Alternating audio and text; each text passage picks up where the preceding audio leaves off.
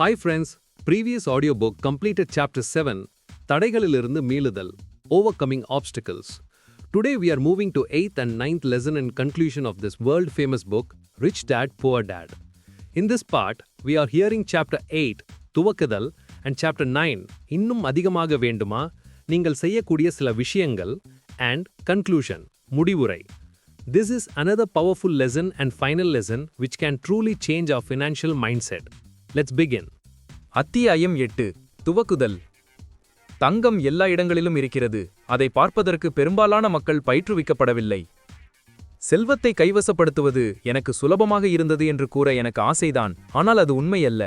எனவே நான் எவ்வாறு துவக்குவது என்ற கேள்விக்கு விடையாக அன்றாடம் நான் கடைபிடிக்கின்ற சிந்தனை முறையை உங்களுக்கு நான் வழங்குகிறேன். சிறந்த பரிவர்த்தனைகள் கிடைக்கப் பெறுவது உண்மையிலேயே சுலபமானதுதான். அதற்கு நான் உங்களுக்கு உத்தரவாதம் தருகிறேன். சைக்கிள் ஓட்ட கற்றுக்கொள்வது போன்றது அது. சிறிது தடுமாற்றத்திற்கு பிறகு அது உங்களுக்கு கைவந்த கலையாக ஆகிவிடும். ஆனால் பணம் என்று வரும்போது அந்த தடுமாற்றத்தை சமாளித்து வெளிவருவதற்கு மன உறுதி தேவை. அது ஒருவரது தனிப்பட்ட விஷயம். பல கோடி டாலர்கள் பணத்தை உள்ளடக்கிய பரிவர்த்தனைகளை கண்டுபிடிப்பதற்கு பொருளாதார ரீதியான மேதமை தேவை. நாம் ஒவ்வொருவருக்குள்ளும் அப்படிப்பட்ட ஒரு மேதமை இருக்கிறது என்று நான் நம்புகிறேன். பிரச்சனை என்னவென்றால் அந்த மேதமை நமக்குள் உறங்கி கிடக்கிறது. விழிப்பூட்டப்படுவதற்காக அது காத்து கொண்டிருக்கிறது. அது உறங்கி கிடப்பதற்கு காரணம் பணத்தின் மீதான காதல்தான் அனைத்து தீமைக்கும் காரணம் என்று நமது கலாச்சாரம் நம்மை பயிற்றுவித்திருப்பதுதான். பணத்திற்காக வேலை செய்வதற்கு ஏதுவாக ஒரு தொழிலை கற்றுக்கொள்வதற்கு அது நம்மை ஊக்குவித்து வந்துள்ளதே. இத்தவிர பணத்தை நமக்காக வேலை செய்ய வைப்பது எப்படி என்பதை நமக்கு கற்றுக் கொடுக்க அது தவறிவிட்டது. நாம் நமது பொருளாதார ரீதியான எதிர்காலத்தை பற்றி கவலைப்படாமல் இருப்பதற்கு அது நமக்கு கற்றுக் கொடுத்துள்ளது. ஏனெனில் நாம் ஓய்வு பெற்ற பிறகு நமது நிறுவனமோ அல்லது அரசாங்கமோ நம்மை பார்த்து கொள்ளும், நமது தேவைகளை கவனித்துக் கொள்ளும் என்று அது நம்மை பயிற்றுவித்துள்ளது. ஆனால் நமக்கு பொருளாதார கல்வி இல்லாமல் போனதற்கு இதே கல்வி அமைப்பு முறையில் படித்து கொண்டிருக்கின்ற நமது குழந்தைகள் விலை கொடுத்தாக வேண்டியிருக்கும். கடினமாக உழைக்க வேண்டும், பணத்தை சம்பாதிக்க வேண்டும், அதை செலவழிக்க வேண்டும். பணம் நம்மிடம் குறைவாக இருந்தால் மற்றவர்களிடம் கடன் வாங்க வேண்டும் என்று நமது கல்வி அமைப்பு முறை நமக்கு அறிவுறுத்துகிறது. துரதிருஷ்டவசமாக மேற்கத்திய உலகை சேர்ந்த 90% மக்கள் இந்த நம்பிக்கையை ஏற்றுக்கொள்கின்றனர். ஏனெனில் ஒரு வேலையை தேடிக்கொண்டு பணத்திற்காக உழைப்பது சுலபமான காரியம். கூட்டத்திலிருந்து நீங்கள் தனித்து நிற்க விரும்பினால் உங்களது பொருளாதார ரீதியான மேதமையை தட்டி எழுப்புவதற்கு பின்வரும் 10 வழிகளை நான் உங்களுக்கு வழங்குகிறேன். தனிப்பட்ட முறையில் நான் பின்பற்றியுள்ள வழிகளையே நான் உங்களுக்கு கொடுக்கிறேன். இவற்றில் சிலவற்றை நீங்கள் பின்பற்ற விரும்பினாலும் சரி, அல்லது சொந்தமாக நீங்களே சில வழிகளை கண்டறிந்தாலும் சரி, சுயமாக ஒரு பட்டியலை உருவாக்கிக் கொள்ளக்கூடிய சாமர்த்தியம் உங்களது பொருளாதார ரீதியான மேதமைக்கு உள்ளது. நான் பெருநாட்டிற்கு சென்றிருந்த போது 45 வயது நிரம்பிய ஒரு தங்க சுரங்க உரிமையாளரிடம் ஒரு தங்க சுரங்கத்தை கண்டுபிடிப்பது குறித்து அவர் எவ்வாறு தன்னம்பிக்கையுடன் இருக்கிறார் என்று நான் கேட்டபோது, தங்கம் எல்லா இடங்களிலும் இருக்கிறது, அதை பார்ப்பதற்கு பெரும்பாலான மக்கள் பயிற்றுவிக்கப்படவில்லை என்று அவர் கூறினார். அது உண்மை என்றும் நானும் ஒத்துக்கொள்கிறேன். வீடு மனை வாங்கல் விற்றல் தொழிலில் களத்தில் இறங்கி தேடி பார்த்தால் ஒரே நாளில் மிக சிறந்த சாத்தியக்கூறு உள்ள 5-6 பரிவர்த்தனைகளை என்னால் கொண்டு வர முடியும். ஆனால் நான் தேடிய அதே இடங்களில் ஒரு சராசரி நபரால் ஒன்றை கூட கண்டுபிடிக்க முடியாது. அவர்கள் தங்களது பொருளாதார ரீதியான மேதமையை வளர்த்து கொள்ளாததுதான் அதற்கு காரணம். கடவுள் உங்களுக்கு கொடுத்துள்ள உங்கள் கட்டுப்பாட்டில் மட்டுமே இருக்கின்ற சக்திகளை உருவாக்கிக் கொள்வதற்கான செயல்முறையின் 10 அம்சங்களை நான் உங்களுக்கு கொடுக்கிறேன். 1. ஆளுணர்வின் சக்தி. யதார்த்தத்தை விட உயர்வான ஒரு காரணத்தை கண்டுபிடியுங்கள். பணக்காரர்களாக விரும்புகிறார்களா என்று நீங்கள் பெரும்பாலான மக்களிடம் கேட்டால் அவர்கள் அனைவரும் ஆம் என்று பதில் கூறுவார்கள். பிறகு யதார்த்தம் அவர்கள் நினைவிற்கு வந்துவிடுகிறது. பணத்தை குவிப்பதற்கான பாதை நீளமாக இருப்பதையும் ஏற வேண்டிய ஏராளமான குன்றுகள் இருப்பதையும் அவர்கள் உணர்கின்றனர். பணத்திற்காக வேலை செய்வதும் கூடுதலாக உள்ள பணத்தை உங்களது தரகரிடம் கொடுப்பதும் உங்களுக்கு மிகவும் சுலபமாக தோன்றுகின்றது. சிறிது காலத்திற்கு முன்னால் நான் ஒரு இளம் நீச்சல் வீராங்கனையை சந்தித்தேன். நீச்சல் பிரிவிற்கான அமெரிக்க ஒலிம்பிக் குழுவில் பங்கேற்க வேண்டும் என்று அவர் கனவு கண்டார்.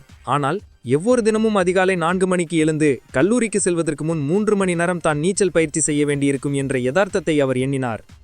சனிக்கிழமை இரவுகளில் அவர் தமது தோழிகளோடு கேள்வி விருந்துகளில் கலந்து கொள்ளவில்லை.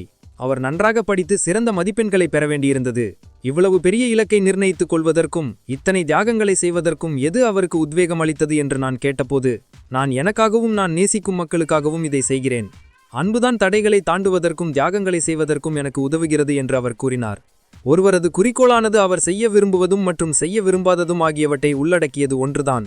எனக்கு ஏன் பணக்காரனாக இருக்க விரும்புகிறேன் என்று பெரும்பாலான மக்களிடம் கேட்டால், என்னுடைய உணர்வுபூர்வமான விருப்பங்கள் மற்றும் விருப்பமின்மைகளின் கலவைதான் அதற்கு காரணம் என்று நான் கூறுகிறேன். நான் சிலவற்றை உங்களுக்கு பட்டியலிடுகிறேன். எனக்கு விருப்பமில்லாதவற்றை முதலில் பட்டியலிடுகிறேன், ஏனெனில் அவைதான் என்னுடைய விருப்பங்களை உருவாக்குகின்றன. என் வாழ்நாள் முழுவதும் வேலை செய்ய நான் விரும்பவில்லை. என் பெற்றோரின் ஆசையான வேலை, பாதுகாப்பு மற்றும் நகருக்கு வெளியே ஒரு வீடு என்பதில் எனக்கு விருப்பமில்லை. நான் ஒரு ஊழியனாக இருக்க விரும்பவில்லை. என் தந்தை தன் வேலையில் மும்முரமாக இருந்ததால் நான் பங்கேற்ற விளையாடிய கால்பந்து மாட்டங்களை நேரில் காண அவரால் வர முடியாமல் போனதை நான் வெறுக்கிறேன்.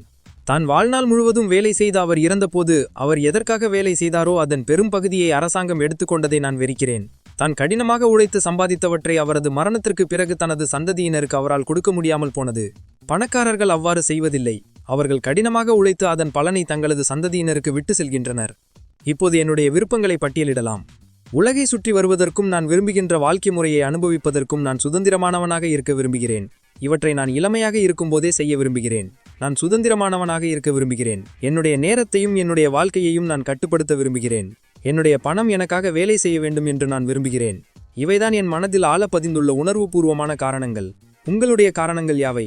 அவை போதிய வலிமை கொண்டவையாக இல்லாமல் போனால் நீங்கள் பயணிக்கப் போகும் பாதையின் யதார்த்தம் உங்கள் காரணங்களை விட பெரியதாக இருக்கும். பலமுறை நான் பணத்தை இழந்திருக்கிறேன், பல பின்னடைவுகளை சந்தித்திருக்கிறேன். ஆனால் என்னைக்குள் ஆழ பதிந்துள்ள உணர்வுபூர்வமான காரணங்கள் தான் என்னை கை தூக்கிவிட்டு முன்னேறச் செய்கின்றன. 40 வயதிற்குள் நான் பொருளாதார சுதந்திரத்தை பெற விரும்பினேன். ஆனால் எனக்கு அதற்கு 47 வயது வரை ஆனது. வழியில் விலைமதிப்பில்லாத பல படிப்பு அனுபவங்களை எனக்கு கிடைத்தது. இது சுலபமாக இருந்தது என்று கூற எனக்கு ஆசைதான், ஆனால் அது அப்படி இருக்கவில்லை. அதே சமயம் அது கடினமாகவும் இருக்கவில்லை. ஒரு வலிமையான காரணமோ அல்லது குறிக்கோளோ இல்லாமல் வாழ்க்கையில் எல்லாமே கடினம்தான் என்பதை நான் கற்றுக்கொண்டுள்ளேன். 2. தேர்வின் சக்தி. தினசரி தேர்வுகளை மேற்கொள்ளுங்கள். விருப்பத் தேர்வுதான் மக்கள் ஒரு சுதந்திரமான நாட்டில் வாழ விரும்புவதற்கு முக்கிய காரணம். தேர்வு செய்வதற்கான சக்தியை நாம் விரும்புகிறோம். பொருளாதார ரீதியாக நம் கையில் வந்து சேரும் ஒவ்வொரு டாலர் பணத்தை கொண்டு நமது எதிர்காலத்தை தேர்ந்தெடுப்பதற்கான சக்தி நம்மிடம் இருக்கிறது. அதாவது பணக்காரர்களாகவதையோ ஏழைகளாகவதையோ அல்லது நடுத்தர வர்க்கத்தைச் சேர்ந்தவராகவதையோ நம்மால் தேர்ந்தெடுக்க முடியும். நமது செலவு பழக்கங்கள் நாம் யார் என்பதை நமக்கு பிரதிபலித்து காட்டுகின்றன. ஏழைகள் மோசமான செலவு பழக்கங்களை கொண்டிருக்கின்றனர். நான் சிறுவனாக இருந்தபோது எனக்கு மோனோபொலி என்ற விளையாட்டு மிகவும் பிடித்திருந்தது. சிறுவயதில் எனக்கு கிடைத்த அனுகூலம், மோனோபொலி விளையாட்டு சிறுவர்களுக்கு மட்டுமே உரியது என்று யாரும் என்னிடம் கூறவில்லை. எனவே நான் வளர்ந்து பெரியவனாக இருந்த பிறகும் அதை தொடர்ந்து விளையாடினேன். ஒரு சொத்திற்கும் ஒரு கடனிற்கும் இடையேயான வித்தியாசத்தை எனக்கு எடுத்துரைக்க ஒரு பணக்கார தந்தையும் எனக்கு இருந்தார். எனவே வெகு காலத்திற்கு முன் நான் சிறுவனாக இருந்தபோதே பணக்காரர்களாகவதை தேர்ந்தெடுத்தேன். உண்மையான சொத்துக்களை சேகரிக்க வேண்டியது மட்டும்தான் என் வேலை என்றும் நான் அறிந்திருந்தேன். மைக்குக்கு பல சொத்துக்கள் கொடுக்கப்பட்டன. ஆனாலும் அவற்றை தக்க வைத்துக் கொள்ள கற்றுக்கொள்வதை அவன் தேர்ந்தெடுக்க வேண்டியிருந்தது. பெரும்பாலான மக்கள் பணக்காரர்களாக இல்லாமல் இருப்பதை தேர்ந்தெடுக்கின்றனர். 90% மக்களுக்கு பணக்காரர்களாக இருப்பது அதிக சுமையானது. எனவே எனக்கு பணத்தில் ஆர்வம் இல்லை. நான் ஒருபோதும் பணக்காரனாக மாட்டேன். நான் கவலைப்பட தேவையில்லை. நான் இன்னும் இளையவன்தான். நான் சிறிது பணத்தை சம்பாதிக்கும் போது என்னுடைய எதிர்காலத்தை பற்றி நான் சிந்திப்பேன். என்னுடைய கணவன் அல்லது மனைவி என்னுடைய நிதிகளை கையாள்கிறார்கள் என்ற வசனங்களை அவர்கள் உருவாக்குகின்றனர். இந்த வாக்கியங்களில் உள்ள பிரச்சனை என்னவென்றால், இப்படிப்பட்ட எண்ணங்களை எண்ணுவதை தேர்ந்தெடுக்கும் மக்களிடமிருந்து இவை 2 விஷயங்களை பறித்துவிடுகின்றன. முதலாவது விஷயம் தேரம். இதுதான் உங்களது அதிக விலை மதிப்பான சொத்து. இரண்டாவது விஷயம் கற்றுக்கொள்ளுதல். ஒன்றை கற்றுக்கொள்ளாமல் இருப்பதற்கு உங்களிடம் பணம் இல்லாமல் இருப்பதை ஒரு சாக்குப்போக்காக கூறக்கூடாது. ஆனால் நமது நேரத்தையும் பணத்தையும் நாம் என்ன செய்கிறோம், நமது மனதில் நாம் எதை விதைக்கிறோம் என்பது அன்றாடம் நாம் மேற்கொள்ளும் விருப்பத் தேர்வுகளே தேர்வின் சக்தி. அது நம் அனைவருக்கும் விருப்பத் தேர்வு இருக்கிறது. நான் பணக்காரர்களாக இருப்பதை தேர்ந்தெடுக்கிறேன். ஒவ்வொரு தினமும் நான் அந்த தேர்ந்தெடுப்பை மேற்கொள்கிறேன். முதலில் கல்வியில் முதலீடு செய்யுங்கள். உங்களிடமுள்ள ஒரே உண்மையான சொத்து உங்கள் மனம்தான். நமது கட்டுப்பாட்டில் உள்ள அதிக சக்தி வாய்ந்த கருவி இது. சிந்திக்கும் வயது வந்த பிறகு நமது மனத்திற்குள் நாம் எப்படிப்பட்ட எண்ணங்களை விதைக்கிறோம் என்பது நம் ஒவ்வொருவரின் விருப்பத் தேர்வுதான். நீங்கள் தொலைக்காட்சி நிகழ்ச்சிகளை பார்க்கலாம், பத்திரிகைகளை படிக்கலாம், அல்லது பொருளாதார திட்டமிடுதல் போன்ற ஏதேனும் ஒரு பயிற்சி வகுப்பிற்கு செல்லலாம். நீங்களே தேர்ந்தெடுத்துக் கொள்ளுங்கள். முதலீட்டை பற்றி கற்றுக்கொள்வதில் முதலில் முதலீடு செய்யாமல் பெரும்பாலான மக்கள் நேரடியாக முதலீடுகளை செய்துவிடுகின்றனர். எனது தோழி ஒருவரின் வீட்டில் சமீபத்தில் ஒரு கொள்ளை நடந்தது. அவரது வீட்டில் இருந்த எலக்ட்ரானிக்ஸ் பொருட்கள் அனைத்தையும் திருடர்கள் எடுத்து சென்று விட்டனர். ஆனால் அங்கிருந்த புத்தகங்களை மட்டும் அவர்கள் தொடவே இல்லை. நமக்கும் அதே விருப்பத் தேர்வு இருக்கிறது. 90% மக்கள் தொலைக்காட்சிகளை வாங்குகின்றனர். 10%தினர் மட்டுமே வியாபாரம் தொடர்பான புத்தகங்களை வாங்குகின்றனர். நான் என்ன செய்கிறேன்? நான் பயிலரங்குகளுக்கு செல்கிறேன். பயிலரங்கு குறைந்தபட்சம் 2 நாட்கள் இருந்தால் நான் மிகவும் மகிழ்வேன். ஏனெனில் ஒரு விஷயத்தை பற்றி ஆழமாக தெரிந்து கொள்ள நான் விரும்புகிறேன். 1973ஆம் ஆண்டில் முன்னணம் எதுவும் இன்றி வீடுமனைகளை எவ்வாறு வாங்குவது என்பது பற்றிய ஒரு 3 நாள் பயிலரங்கு பற்றிய ஒரு விளம்பரத்தை தொலைக்காட்சியில் நான் பார்த்தேன். அந்த பயிற்சி விழுப்பிற்காக $385 கட்டணம் செலுத்தி அதில் கலந்து கொண்டு கற்றேன். அது எனக்கு $20 லட்சம் பணத்தை உருவாக்கி கொடுத்தது. ஆனால் மிக முக்கியமாக அது எனக்கு வாழ்க்கையை பெற்றுக் கொடுத்தது. அந்த ஒரு பயிற்சியின் காரணமாக எனது எஞ்சிய வாழ்நாள் முழுவதும் நான் வேலை செய்ய வேண்டியதில்லாமல் போய்விட்டது. ஒரு வருடத்தில் இப்படிப்பட்ட 2 பயிலரங்குகளிலாவது நான் கலந்து கொள்கிறேன். எனக்கு ஒலிநாடாக்களை கேட்க மிகவும் பிடிக்கும். நான் கேட்டவற்றை மீண்டும் சுலபமாக மறுபரிசீலனை செய்து பார்ப்பதற்கு அவை உதவுவதுதான் அதற்கு காரணம். எனக்கு ஒப்புதலில்லாத ஏதோ ஒரு விஷயத்தை ஒரு முதலீட்டாளர் பேசுவதை ஒருமுறை நான் ஒரு ஒலிநாடாவில் கேட்டுக்கொண்டிருந்தேன். ஆணவத்துடன் அவரை விமர்சிப்பதற்கு பதிலாக அந்த 5 நிமிட பேச்சை குறைந்தபட்சம் 20 முறை நான் கேட்டேன். திறந்த மனத்துடன் நான் அதை கேட்டுக்கொண்டிருந்தபோது அவர் ஏன் அவ்வாறு கூறினார் என்பதை திடீரென்று நான் புரிந்து கொண்டேன். அது ஒரு மாயாஜாலம் போல் இருந்தது. இக்காலத்தைச் சேர்ந்த மாபெரும் முதலீட்டாளரின் மனத்திற்குள் ஊடுருவிச் சென்று பார்த்தது போல் நான் உணர்ந்தேன். அவரது கல்வியறிவும் அனுபவமும் எனக்கு ஏராளமான உள்நோக்குகளை கொடுத்தன. இதன் இறுதி விளைவு இவ்வாறு அமைந்தது. எனது பழைய சிந்தனை முறையும் என்னிடம் இருந்தது. அதே பிரச்சனையையோ அல்லது போக்கையோ அலசுவதற்கு என்னிடம் வேறொரு விதமான வழியும் இருந்தது. ஒரு பிரச்சனையையோ அல்லது ஒரு போக்கையோ அலசுவதற்கு என்னிடம் 2 வழிகள் இப்போது இருந்தன. அது விலைமதிக்க முடியாத வாய்ப்பாகும். இன்று டொனால்ட் ட்ரம்போ அல்லது வாரன் பஃபேயோ இதை எப்படி செய்வார் என்று அடிக்கடி நான் என்னிடம் கேட்டுக்கொள்கிறேன். அவர்களது பரந்த மனவளத்தை பயன்படுத்திக் கொள்வதற்கான ஒரே சிறந்த வழி அவர்கள் கூறுவதை கேட்பதற்கோ அல்லது அவர்கள் எழுதுவதை படிப்பதற்கோ போதிய அளவு பணிவுடன் இருப்பதுதான். ஆணவமான அல்லது விமர்சிக்கும் போக்கை கொண்ட மக்கள் பெரும்பாலும் ஆபத்தான முயற்சியில் துணிந்து இறங்காத குறைந்த சுயமதிப்பை கொண்ட மக்களே. ஏனெனில் நீங்கள் ஏதேனும் ஒரு புதிய விஷயத்தை கற்றால் நீங்கள் கற்றுக்கொண்டுள்ளதை முழுமையாக புரிந்து கொள்வதற்கு நீங்கள் சில தவறுகளை செய்தாகத்தான் வேண்டும். நீங்கள் இப்புத்தகத்தை இதுவரை படித்து வந்திருக்கிறீர்கள் என்றால் ஆணவம் உங்களது ஒரு பிரச்சனை அல்ல. ஆணவக்கார மக்கள் நிபுணர்களின் பேச்சையும் கேட்பதில்லை, அவர்களது புத்தகங்களையும் படிப்பதில்லை. ஒரு புதிய யோசனை தங்கள் சிந்திக்கும் விதத்துடன் முரண்படும்போது அந்த யோசனையை எதிர்த்து விவாதிக்கின்ற அல்லது தங்களது சிந்தனை முறையை தற்காத்துக் கொள்கின்ற புத்திசாலிகள் ஏராளமானோர் உள்ளனர். இங்கு அவர்களது புத்திசாலித்தனம் அவர்களது ஆணவத்துடன் இணைந்து கொள்கிறது. இது அறியாமைக்கு வித்திடுகிறது. உயர்ந்த கல்வியறிவு பெற்ற அல்லது தாங்கள் சாமர்த்தியசாலிகள் என்று நம்பும் மக்களை நாம் ஒவ்வொருவரும் அறிவோம். ஆனால் அவர்களது நிதி நிகர அறிக்கை முற்றிலும் வித்தியாசமான ஒரு காட்சியை தீட்டுகிறது. உண்மையிலேயே புத்திசாலியாக உள்ள ஒரு நபர் புதிய யோசனைகளை வரவேற்கிறார், ஏனெனில் புதிய யோசனைகள் மற்ற யோசனைகளுடன் கூட்டு சேர்ந்து அதிக பலனை கொடுக்கும் என்பதை அவர் அறிவார். பேசுவதை விட மற்றவர்களின் பேச்சை காது கொடுத்து கேட்பது அதிக முக்கியம். அது உண்மையில்லை என்றால் கடவுள் நமக்கு 2 காதுகளையும் ஒரே ஒரு வாயையும் கொடுத்திருக்க மாட்டார். அதிக நெருக்கையிலான மக்கள் புதிய யோசனைகளையும் சாத்தியக்கூறுகளையும் உள்வாங்கிக் கொள்வதற்கு கவனமாக காது கொடுத்து கேட்பதற்கு பதிலாக தங்கள் வாயால் சிந்திக்கின்றனர். கேள்விகள் கேட்பதற்கு பதிலாக அவர்கள் வாதம் புரிகின்றனர். நான் எனது சொத்துக்களை ஒரு நீண்ட கால கண்ணோட்டத்தில் பார்க்கிறேன். குறுகிய காலத்தில் பணக்காரனாக என்ற மனப்போக்கில் நுழைந்து பயப்படுகின்ற அனைவரிடமும் நம்பிக்கை எனக்கு இல்லை. நீங்கள் ஒரு விமானத்தை ஓட்ட விரும்பினால் முதலில் அதற்கான பயிற்சிகளை எடுத்துக்கொள்ள வேண்டும். பங்குகள் அல்லது வீடுமனைகளை வாங்குகின்ற ஆனால் தங்களது மாபெரும் சொத்தான தங்கள் மனத்தில் ஒருபோதும் முதலீடு செய்யாத மக்களை பார்த்து நான் எப்போதும் அதிர்ச்சி அடைகிறேன். நீங்கள் வெறுமனே ஓரிரு வீடுகளை வாங்கியதால் வீடுமனை வாங்கல் மற்றும் விற்றலில் நீங்கள் ஒரு வல்லுநர் என்ற அர்த்தமல்ல. 3வது, கூட்டமைப்பின் சக்தி. நண்பர்களை எச்சரிக்கையாக தேர்ந்தெடுங்கள். முதலில் பணத்தை அளவீடாக கொண்டு நான் நண்பர்களை தேர்ந்தெடுப்பதில்லை. எனக்கு ஏழை நண்பர்களும் உண்டு, கோடீஸ்வரன் நண்பர்களும் உண்டு. அவர்கள் அனைவரிடமிருந்தும் நான் கற்றுக்கொள்கிறேன். சில நேரங்களில் பணம் படைத்தவர்களாக இருக்கிறார்கள் என்ற ஒரே காரணத்திற்காக நான் உண்மையில் சிலரை நாடியதை இங்கு நான் ஒத்துக்கொள்கிறேன். ஆனால் நான் அவர்களது பணத்தின் பின்னால் செல்லவில்லை. அவர்களிடமிருந்து அறிவை தேடியே நான் அவர்களிடம் சென்றேன். சில விஷயங்களில் இந்த பணம் படைத்த மக்கள் எனது அருமை நண்பர்களாக ஆனார்கள். பணம் படைத்த எனது நண்பர்கள் எப்போதும் பணத்தை பற்றியே பேசுவதை நான் கவனித்திருக்கிறேன். அவர்கள் தங்களது பெருமையை தம்பட்டமடித்துக் கொள்வதற்காக அவர் பேசுவதில்லை. பணத்தை பற்றி பேசுவது அவர்களுக்கு பிடிக்கிறது. எனவே நான் அவர்களிடமிருந்து கற்றுக்கொள்கிறேன். தீவிரமான பணப்பிரச்சனையில் இருக்கும் எனது சில நண்பர்கள் பணமோ முதலீடோ அல்லது வியாபாரமோ பற்றி பேச விரும்புவதில்லை. அது மரியாதையற்றது அல்லது புத்திசாலித்தனமானது என்று அவர்கள் நினைக்கின்றனர். பொருளாதார ரீதியாக துன்புறுத்துக் கொண்டிருக்கும் எனது நண்பர்களிடமிருந்தும் நான் கற்றுக்கொள்கிறேன். நான் என்ன செய்யக்கூடாது என்பதை அவர்களிடமிருந்து நான் கண்டுகொள்கிறேன். குறுகிய காலத்தில் பல கோடி டாலர்கள் ஈட்டியுள்ள பல நண்பர்கள் எனக்கு இருக்கிறார்கள். அவர்களில் 3 பேர் இதே கருத்தை தெரிவிக்கின்றனர். பணமில்லாத அவர்களது நண்பர்கள் அவர்கள் எவ்வாறு பணத்தை சம்பாதித்தார்கள் என்று அவர்களிடம் ஒருபோதும் கேட்பதில்லை. ஆனால் அதே நண்பர்கள் ஒரு கடனையோ ஒரு வேலையையோ கேட்பதற்கு அவர்களிடம் வருகின்றனர். எச்சரிக்கை: ஏழைகள் அல்லது பயந்த போனவர்கள் கூறுவதை காது கொடுத்து கேட்காதீர்கள். எனக்கும் அப்படிப்பட்ட நண்பர்கள் இருக்கிறார்கள். நான் அவர்களை நேசிக்கிறேன், ஆனால் அவர்கள் பயத்த சுபாவம் உடையவர்கள். பணம் என்று வரும்போது, குறிப்பாக முதலீடுகள் என்று வரும்போது அது எப்போதும் ஆபத்தானது என்று அவர்கள் நினைக்கின்றனர். ஒன்று ஏன் வேலை செய்யாது என்பதற்கு அவர்களிடம் எப்போதும் ஒரு காரணம் இருக்கும். பிரச்சனை என்னவென்றால், அவர்கள் கூறுவதை கண்மூடியாக அப்படியே ஏற்றுக்கொள்ளும் மக்களும் பயப்படுபவர்களாகவே இருக்கின்றனர்.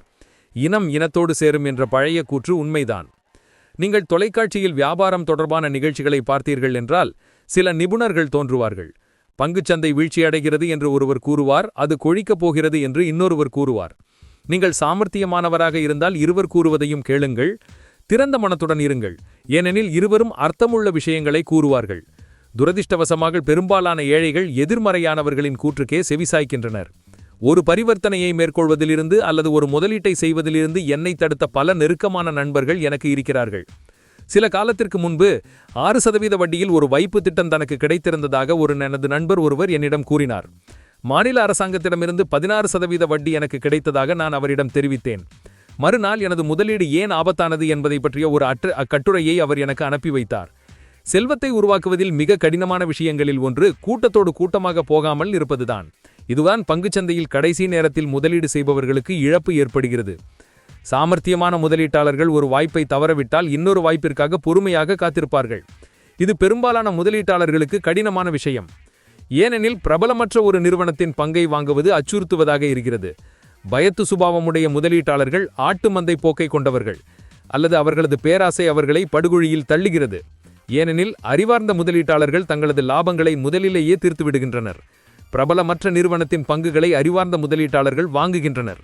லாபங்கள் பங்குகளை வாங்கும்போதுதான் உருவாக்கப்படுகின்றனவே தவிர அவற்றை விற்கும்போதல்ல என்பதை அவர்கள் அறிந்திருக்கின்றனர். அவர்கள் பொறுமையாக காத்திருக்கின்றனர். இவை அனைத்தும் உட்தகவல்கள். சில வகையான உட்தகவல்கள் சட்டப்பூர்வமானவை, சில வகையான உட்தகவல்கள் சட்டத்திற்கு புறம்பானவை. எப்படி பார்த்தாலும் இது உட்தகவல்தான். உள்ளிருந்து நீங்கள் எவ்வளவு தூரத்தில் இருக்கிறீர்கள் என்பதுதான் ஒரே வித்தியாசம். நீங்கள் பணம் படைத்த நண்பர்களை கொண்டிருக்க வேண்டும் என்பதற்கான ஒரே காரணம் பணம் அங்குதான் உருவாக்கப்படுகிறது என்பதுதான். பணம் தகவல்களின் மீது உருவாக்கப்படுகிறது. அடுத்த முறை பங்குச்சந்தைக்குள் நுழையும் போது சீக்கிரம் நுழைந்து அது வீழ்ச்சியடைவதற்கு முன் வெளியே விடுங்கள். எப்போது வெளியேற வேண்டும் என்பது குறித்த தகவல் மிகவும் இன்றியமையாதது. அது குறித்த தகவல்கள் எவ்வளவு விரைவாக கிடைக்கிறதோ அவ்வளவு விரைவாக உங்களுக்கு லாபம் கிடைக்கும். இதற்கு தான் நண்பர்கள் தேவை. பொருளாதார அறிவு இதுதான்.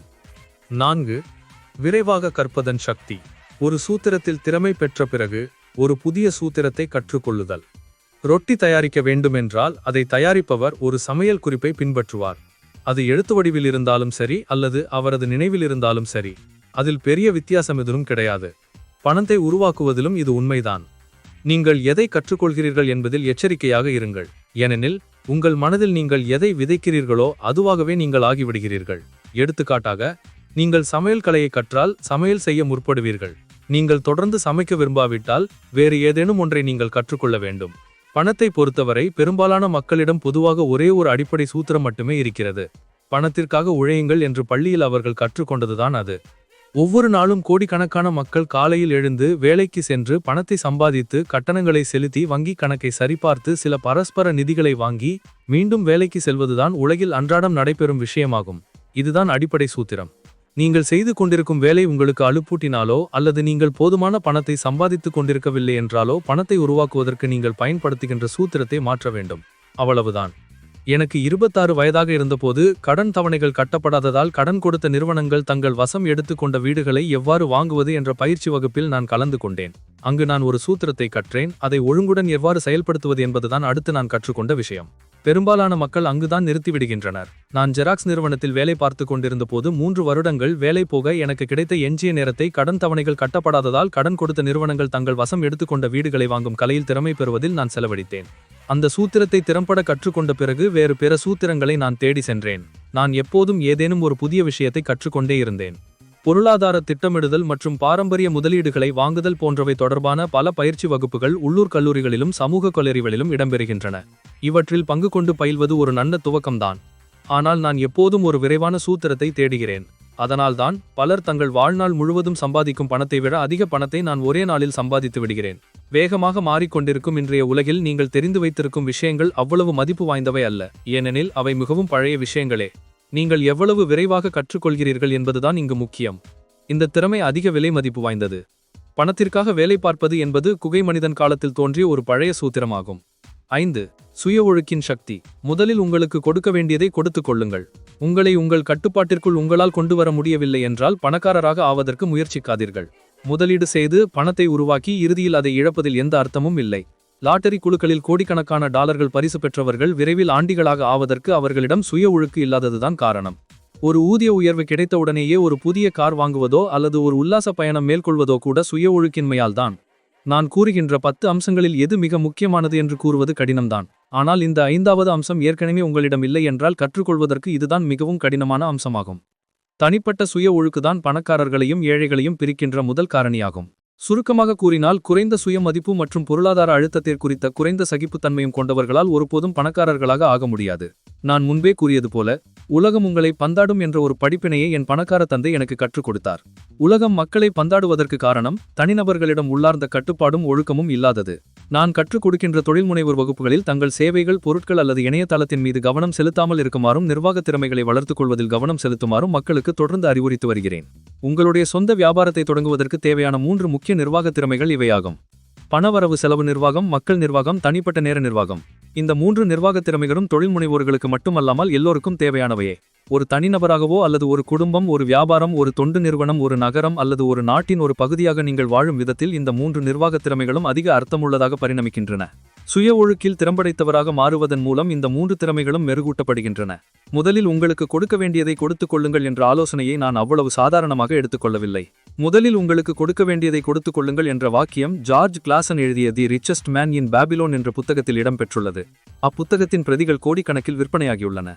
இந்த வாக்கியத்தை கோடிக்கணக்கான மக்கள் அடிக்கடி கூறினாலும் வெகு சிலரே இதை பின்பற்றுகின்றனர். நான் ஏற்கனவே கூறியது போல, பொருளாதார ரீதியான அறிவை பெற்றிருப்பது எண்களை படிக்க உதவுகிறது. எண்கள்தான் உண்மையான கதையை கூறுகின்றன. ஒருவரின் வருமான அறிக்கையையும் நிதி நிகர நிலை அறிக்கையையும் பார்த்தால் முதலில் தங்களுக்கு கொடுக்கப்படும் அவர்த்தியை கூறுபவர்கள் தங்கள் கூறுவதை கடைபிடிக்கிறார்களா என்பதை நான் கூற முடியும். ஒரு படம் 1000 வார்த்தைகளுக்கு சமமானது. எனவே முதலில் தங்களுக்கு கொடுக்கும் மக்களின் பொருளாதார அறிக்கைகளையும் முதலில் தங்களுக்கு கொடுக்காத மக்களின் பொருளாதார அறிக்கைகளையும் பரிசீலிக்கலாம். முதலில் தங்களுக்கு கொடுக்கும் மக்களின் பிடங்களை ஆய்வு செய்து ஏதேனும் வேறுபாடுகளை உங்களால் காண முடிகிறதா என்று பாருங்கள். இது பணவரவை புரிந்து கொள்வதுடன் தொடர்புடையது. பணத்தை பார்த்து கதையை தவறவிடுகிறார்கள் பெரும்பாலான மக்கள். உங்களால் காண முடிகிறதா? முதலில் தங்களுக்கு கொடுக்கும் தனிநபர்களின் நடவடிக்கைகளை இப்பிடம் பிரதிபலிக்கிறது. ஒவ்வொரு மாதமும் அவர்கள் தங்கள் மாதாந்திர செலவுகளை செய்வதற்கு முன் தங்களுக்கு கொடுக்கின்றனர். கோடிக்கணக்கான மக்கள் ஜார்ஜ் கிளாசனின் புத்தகத்தை படித்து முதலில் உங்களுக்கு கொடுக்க வேண்டியதை கொடுத்துக் கொள்ளுங்கள் என்ற வார்த்தைகளை புரிந்து கொண்டாலும் கூட உண்மையில் அவர்கள் கடைசியில்தான் தங்களுக்கு கொடுக்கின்றனர். செலுத்தப்பட வேண்டிய கட்டணங்களை உரிய நேரத்தில் செலுத்துவதில் உண்மையிலே நம்பிக்கை கொண்டிருப்பவர்கள் கூக்குரில்லுவது இப்போது என் காதுகளில் விழுகிறது. குறித்த நேரத்தில் கட்டணங்களை செலுத்தும் பொறுப்பான மனிதர்களின் குரலும் என் காதுகளில் விழுகிறது. நீங்கள் பொறுப்பற்றவராக இருக்க வேண்டும் அல்லது நீங்கள் உங்கள் கட்டணங்களை செலுத்தக்கூடாது என்று நான் கூறவில்லை. முதலில் உங்களுக்கு கொடுக்க வேண்டும் என்றுதான் நான் கூறுகிறேன். அதை முந்தைய படம் வலியுறுத்துகிறது. முதலில் மற்றவர்களுக்கு கொடுத்துவிடும் மக்கள். பணப்பெயர்ச்சியின் சக்தியை உண்மையிலே நீங்கள் புரிந்து கொள்ளத் தொடங்கின போது முந்தைய படத்தில் என்ன தவறு உள்ளது என்பதை விரைவில் நீங்கள் உணரவீர்கள். அதோடு யார் 90% மக்கள் தங்கள் வாழ்நாள் முழுவதும் கடினமாக உழைக்கிறார்கள் என்பதையும் அவர்கள் இனிமேல் உழைக்க முடியாது என்று அவர்கள் உணர்ந்தபோது சமூக பாதுகாப்பு திட்டம் போன்ற அரசாங்க உதவி திட்டங்களின் உதவி அவர்களுக்கு ஏன் தேவைப்படுகிறது என்பதையும் நீங்கள் புரிந்து கொள்வீர்கள். முதலில் உங்களுக்கு கொடுக்க வேண்டியதை கொடுத்துக் கொள்ளுங்கள் என்ற கண்ணோட்டத்தில் பார்ப்பது ஒரு பிரச்சனையாக இருக்கும் பல கணக்காளர்களையும் வங்கியாளர்களையும் நானும் கிம்மும் அறிவோம். இவர்கள் அனைவரும் பெரும்பாலானவர் செய்வதையேதான் செய்கின்றனர். இவர்கள் கடைசியில்தான் தங்களுக்கு கொடுக்கின்றனர். என் வாழ்வில் சில சமயங்களில் என் வருமானம் என் செலவுகளை விட மிகவும் குறைவாக இருந்தது உண்டு. அப்போதும் நான் முதலில் எனக்கு கொடுத்தேன். அவர்கள் உங்களை துரத்தி கொண்டு வருவார்கள். வருமானத்துறை அதிகாரிகள் உங்களை சிறையில் அடைக்க வைத்து விடுவார்கள். நீங்கள் உங்கள் கடன் மதிப்பை இழந்து விடுவீர்கள். மின் இணைப்பை துண்டித்து விடுவார்கள் என்று என் கணக்காளர் பீதியில் கத்தினார். ஆனாலும் நான் முதலில் எனக்கு கொடுத்தேன். ஏன் என்று நீங்கள் கேட்கலாம். ரிச்சஸ்ட் மேன் இன் பாபிலோன் புத்தகத்தின் கதை அது பற்றியதுதான். சுய ஒழுக்கம் மற்றும் உள்ளார்ந்த கட்டுப்பாட்டின் சக்தியை பற்றியதுதான் அந்த புத்தகம். என் பணக்கார தந்தையிடம் நான் வேலை பார்த்த முதல் மாதம் அவர் எனக்கு கற்றுக் கொடுத்தது போல, முதலில் மற்றவர்கள் தங்களை பந்தாடுவதற்கு பெரும்பாலான மக்கள் அனுமதித்து விடுகின்றனர். ஒரு வசூலிப்பாளர் உங்களை அழைத்து கட்டணத்தை செலுத்திவிடுங்கள் இல்லையென்றால் என்று மிரட்டுகிறார். ஒரு கடையில் உள்ள விற்பனையாளர் ஒரு பொருளை விற்பதற்காக கடன் அட்டை பயன்படுத்துமாறு அறிவுறுத்துகிறார். அந்த புத்தகம் உண்மையிலேயே அது பற்றியதுதான். அலைக்கு எதிராக சென்று பணக்காரராக ஆவது பற்றியதுதான். நீங்கள் பலவீனமற்றவராக இருக்கலாம், ஆனால் பணம் என்று வரும்போது பலர் நடுங்குகின்றனர். நீங்கள் பொறுப்பற்றவராக இருக்க வேண்டும் என்று நான் கூறவில்லை. எனக்கு அதிகமான கடன் அட்டைகள் இல்லாததற்கு காரணம் நான் முதலில் எனக்கு கொடுப்பதுதான். என் கட்டணங்களை நான் கடைசியில் செலுத்தினாலும் கூட பொருளாதார சிக்கல்களில் சிக்காமல் இருக்கும் அளவுக்கு நான் பொருளாதார ரீதியான சாமர்த்தியம் மிக்கவனாக இருக்கிறேன். எனக்கு நுகர்வோர் கடன் பிடிக்காது. 99% மக்களை விட எனக்கு அதிக கடன்கள் இருக்கின்றன, ஆனால் அவற்றுக்கு நான் பணம் செலுத்துவதில்லை. என் வீடுகளிலும் கட்டிடங்களிலும் வாடகைக்கு இருப்பவர்கள்தான் அவற்றுக்கு பணம் செலுத்துகின்றனர். எனவே முதலில் உங்களுக்கு கொடுத்துக் கொள்வதில் உள்ள முதல் விதி இதுதான். எக்காரணம் கொண்டும் கடனுக்கு ஆளாகாதீர்கள். நான் செலுத்த வேண்டிய கட்டணங்களை நான் கடைசியில் செலுத்தினாலும் கூட அவை முக்கியமற்ற சிறு கட்டணங்களாக இருக்குமாறு நான் பார்த்துக்கொள்கிறேன். எப்போதாவது என்னிடம் பணம் மிக குறைவாக இருந்தால் அப்போது கூட நான் முதலில் எனக்கு கொடுத்துக் கொள்கிறேன். எனக்கு கடன் கொடுத்தவர்களும் அரசாங்கமும் கூச்சலிடட்டும் என்று விட்டுவிடுவேன். அவர்கள் என்னிடம் கடுமையாக நடந்து கொள்வதை நான் மிகவும் விரும்புகிறேன். ஏனெனில் அவர்கள் எனக்கு ஓர் உபகாரம் செய்கின்றனர். அதிக பணத்தை உருவாக்குவதற்கு அவர்கள் எனக்கு உத்வேகமூட்டுகின்றனர். எனவே நான் முதலில் எனக்கு கொடுத்துக்கொண்டு பணத்தை முதலீடு செய்துவிட்டு எனக்கு கடன் கொடுத்தவர்கள் கத்துவதற்கு விட்டுவிடுகிறேன். பொதுவாக நான் அவர்களுக்கு உடனடியாக கொடுத்து விடுவேன். ஆனால் நுகர்வோர் கடன்களை அடைப்பதற்காக நானும் கிம்மும் அழுத்தத்திற்கு வளைந்து கொடுத்து எங்களது சேமிப்புகளை செலவழித்து அல்லது பங்குகளை விற்று எங்கள் கடன்களை அடைப்பதில்லை. இது பொருளாதார ரீதியாக அறிவார்ந்த செயல் அல்ல. நீங்கள் வெற்றிகரமாக முதலில் உங்களுக்கு கொடுத்து கொள்ள வேண்டுமென்றால் பின்வரும் விஷயங்களை மனத்தில் வைத்துக் கொள்ளுங்கள். 1. பெரிய கடன்களுக்கு ஆளாகாதீர்கள். உங்களது செலவுகளை குறைவாக வைத்துக் கொள்ளுங்கள். 2. முதலில் சொத்துக்களை சேகரியுங்கள். பிறகு ஒரு பெரிய வீட்டையோ அல்லது புதிய காரையோ வாங்குங்கள். பொறிக்குள் சிக்கிக் கொள்வது புத்திசாலித்தனமான காரியம் அல்ல. உங்களிடம் பணம் குறைவாக இருக்கும்போது உங்கள் சேமிப்புகளிலோ அல்லது முதலீடுகளிலோ கையை வைக்காதீர்கள். அழுத்தத்திற்கு வளைந்து கொடுக்காதீர்கள்.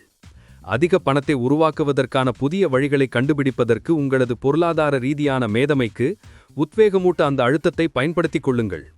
பிறகு நீங்கள் மற்றவர்களுக்கு செலுத்த வேண்டியவற்றை செலுத்துங்கள். அதிக பணத்தை உருவாக்குவதற்கான உங்களது திறனையும் உங்களது பொருளாதார ரீதியான அறிவையும் அப்போது நீங்கள் அதிகரித்திருப்பீர்கள்.